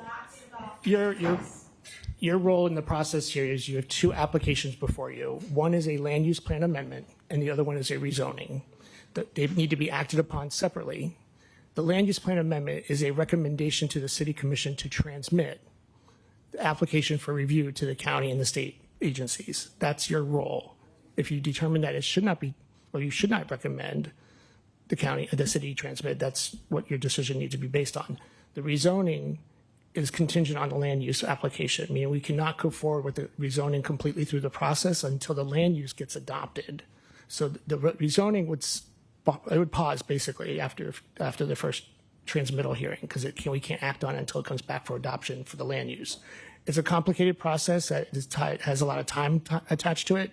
That if you recommend not processing this now or transmitting it, it adds time to that review process. As we were mentioning earlier, those agencies will not see the land use application then and give comments based on environmental or drainage or whatever, traffic or whatever it is. There's just a common misconception, I think, sometimes amongst the public about what this vote is about and what it does. And with the permit going forward with filling the lake to cover up the pollution and all that stuff, it's just not why we're here tonight on this item. And I don't know that unless we get this forward to transmittal, I don't know that we can help in any other way. This is actually going to put the spotlight on this property and allow the bodies to come together and you all to get in front of them and have more of these studies and the things you want. Right now, it's going to be buried I over don't think voting no to this does what they think it's going to do. Right. It allows us to go to the county. It allows us time to go back to the EPA. It allows us all the things we need. If you vote yes to this, to move this forward, it allows them to build. Exactly. To put whatever they want. Excuse me, guys. Do you have something, Mr. Hensel? The hearing is. Whoa, wait. Stop. Hold on. Order. I'm sorry. Hey, listen, we respect your opinion, and we're here to help you. We're not here to argue with you. We're not here to fight with you. We respect your opinion, and frankly, I want to help. I want to do something. We all do. But your opinion that you're bringing is contrary to what we're listening to from the city and the attorney. So I'm not sure who has more facts. Is it the city and the attorney, or is it your opinion? Right. And there's regulations there. Very strict. They can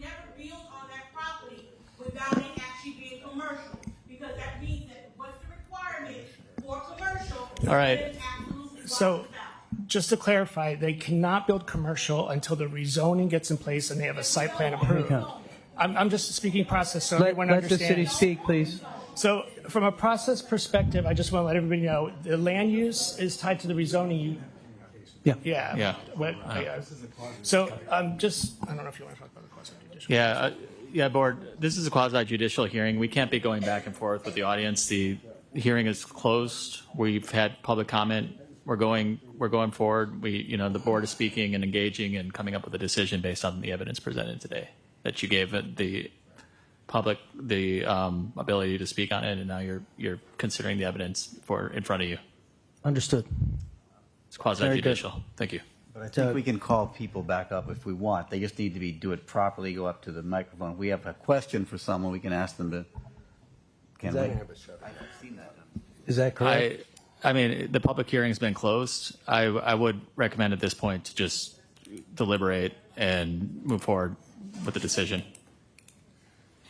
Okay. So it means we need to deliberate. That's what I'm understanding, right? So the deliberation is basically, do we vote to allow the community to have an opportunity to find a solution, or if we vote no, does that stop? That's deliberation. What do we all think?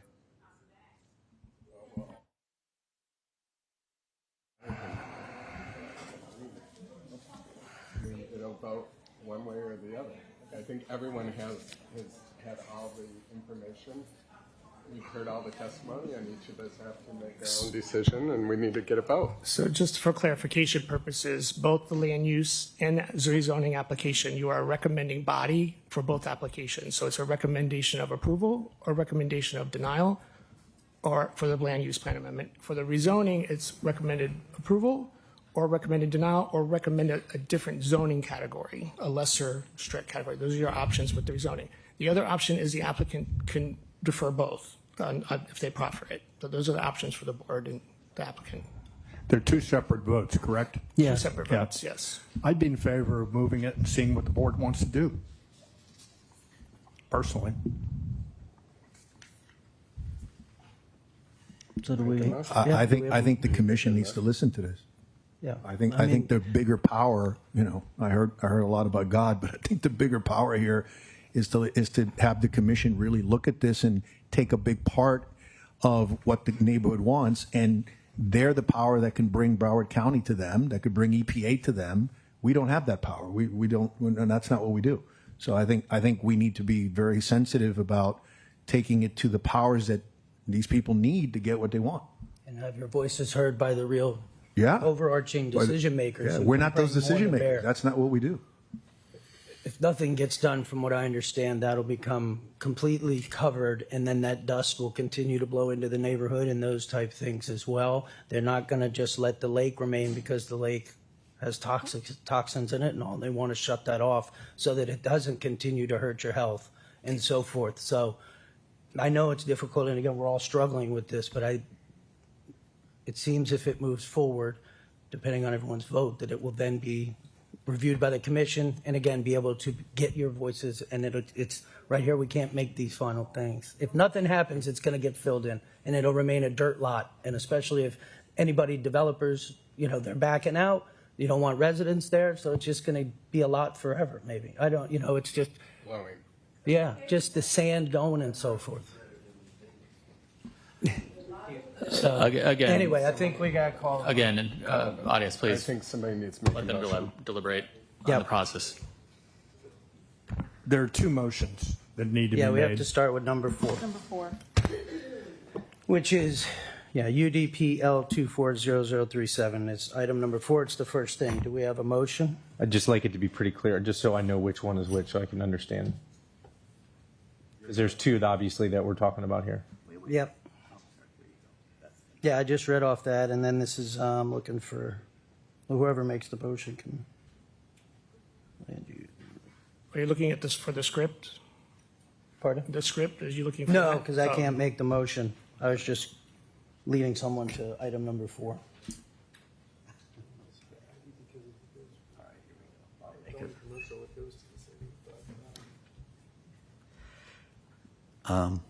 Let's see. I move to adopt the resolution approving a site plan.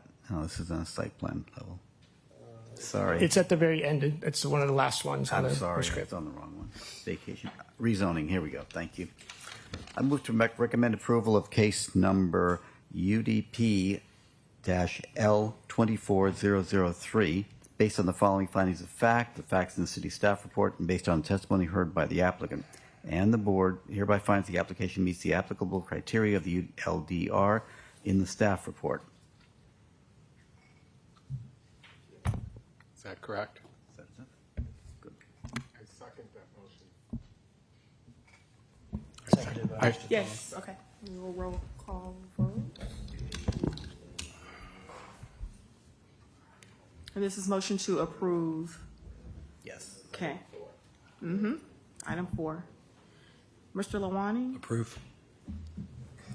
Mr. Dela Torres? Yes. Mr. Spence? Yes. Mr. Dutton? Yes.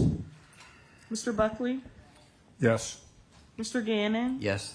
Mr. Donaldson? Yes. Chairman Teague? Yes. Motion passes. It's the only moving forward to the city commission. That's the only thing that happened here, or with that item. It's going to the people that you've elected to make those. Anyway, I can't talk to the public. I have to bring it back. Item So, 5. Item number 5. Do we have a motion? Hand me the thing, I'll do it. Which one is it?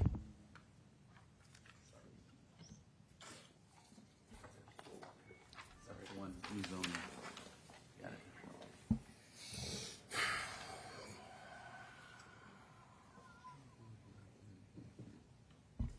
I'd like to make a motion on case number UDP-Z2409. Make a motion to recommend approval to, based upon the following findings of fact, the facts of the city staff report, and based upon the testimony heard by us tonight, it hereby finds that the application meets the applicable criteria of the ULDR cited in the staff report, and any conditions in the staff report are applied to this motion. Is that recommending approval? I didn't. Yes. Okay. I second it.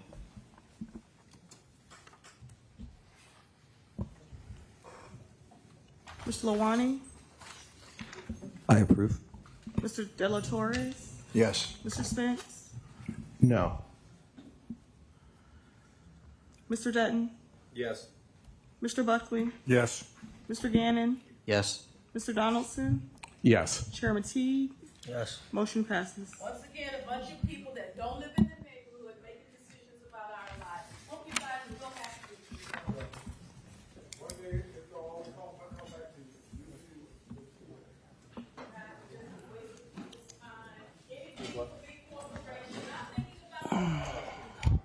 All right.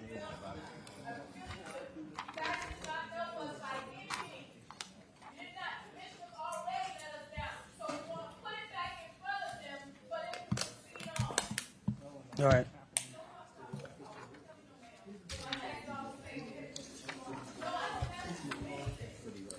Yeah, I'm just nothing. I lost my second page. Yeah.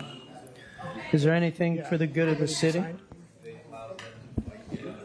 Does anybody have anything for the good of the city?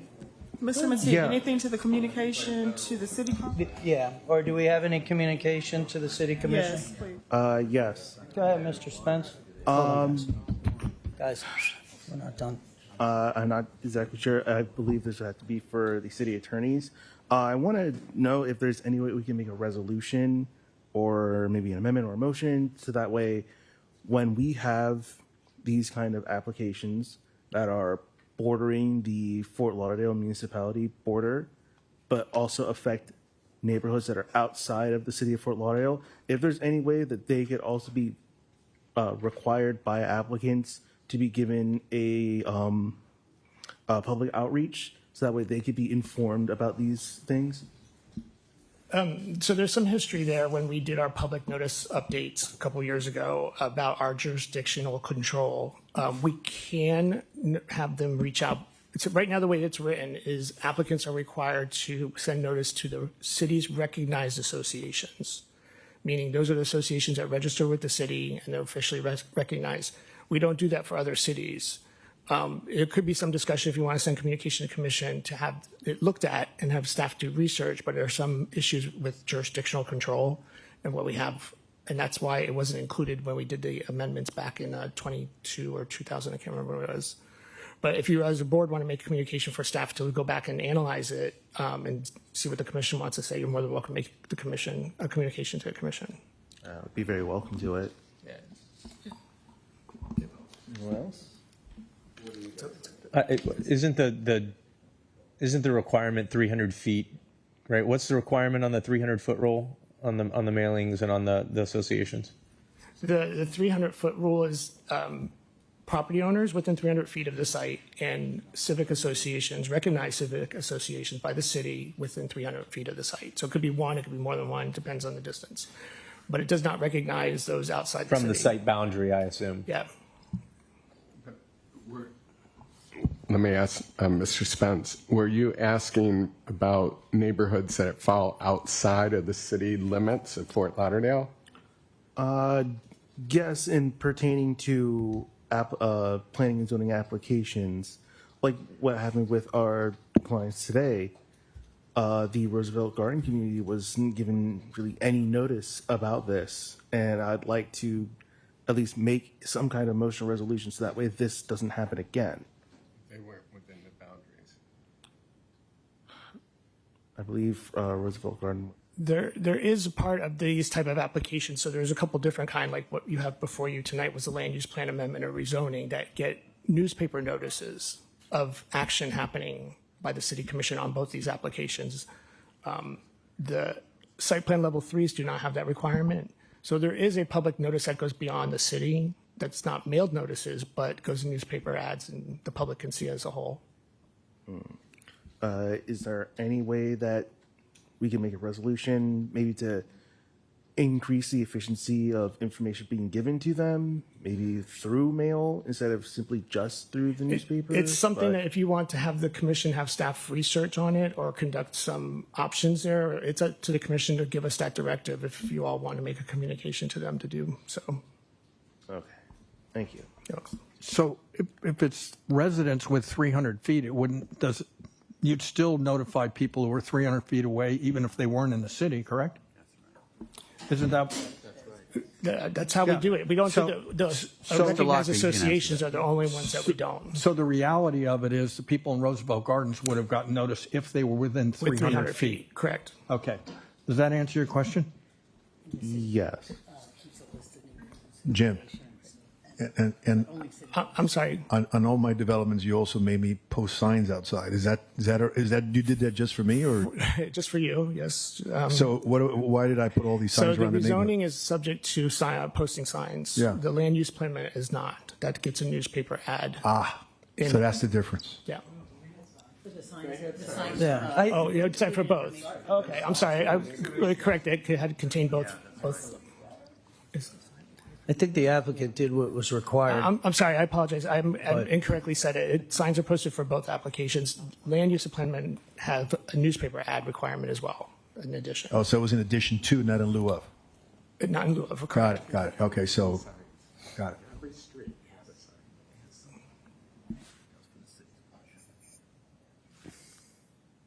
So where are we with Mr. Spence's thought or motion?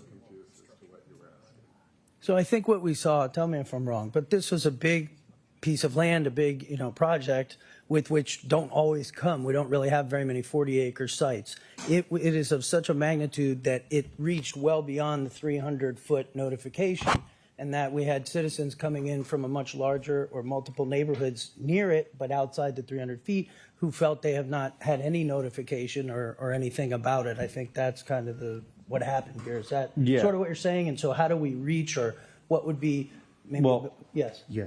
So the same, a 1 acre piece that's going through the same thing would have the same 300 feet, right? And a 40-acre piece may lend itself to, if we're looking for some type of resolution, may lend itself to have a larger disclosure radius. And that's kind of what. I think Yeah, that's what he's saying. Right. So that's, Yes, I That's what I'm do saying. apologize. Just I saying- should have made it a bit more clear like that. Yeah, because it has a greater impact. So Correct. because it has a Reached greater out to impact, it should have a multiple people. larger outreach. Mhm. I think that's what Alex is saying.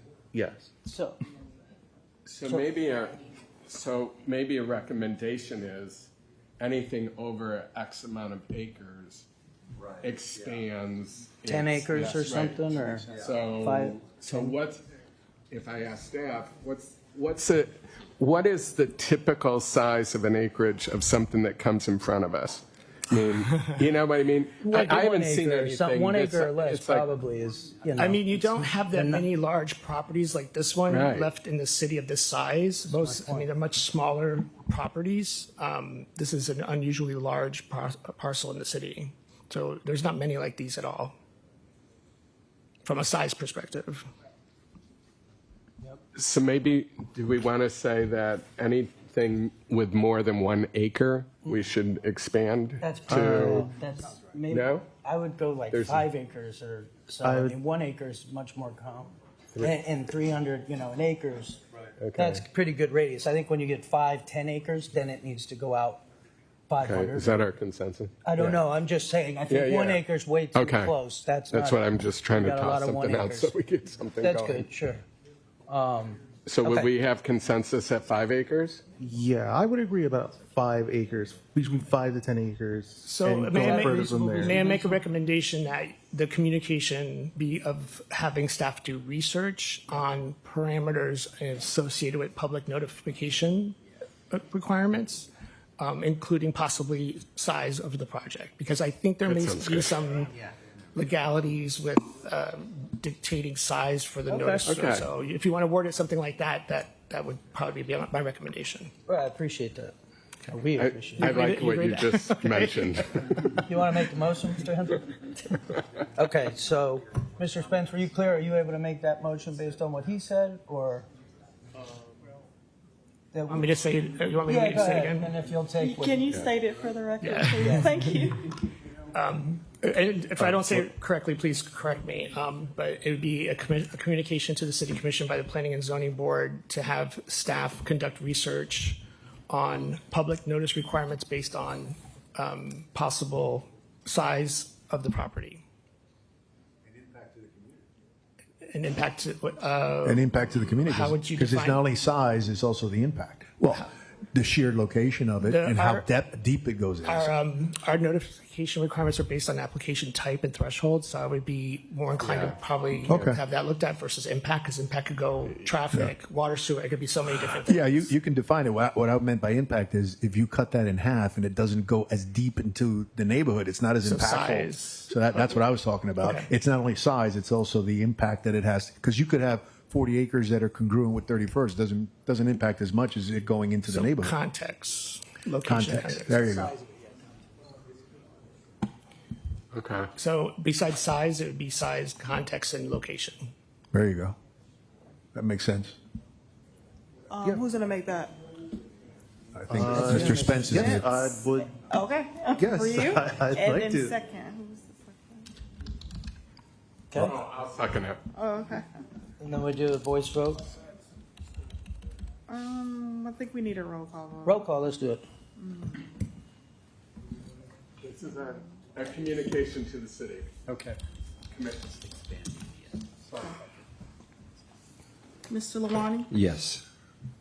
Mr. De La Torre? Yes. Mr. Spence? Yes. Mr. Dutton? Mr. Buckley? Yes. Mr. Gannon? Yes. Mr. Donaldson? Yes. Chairman Teague? Yes. Motion passes. If there's nothing else for the commission or anything, then do we have a motion to adjourn? Motion to adjourn. Okay, all in favor? Aye. Aye. Any opposed? All right. We're done. Thank you.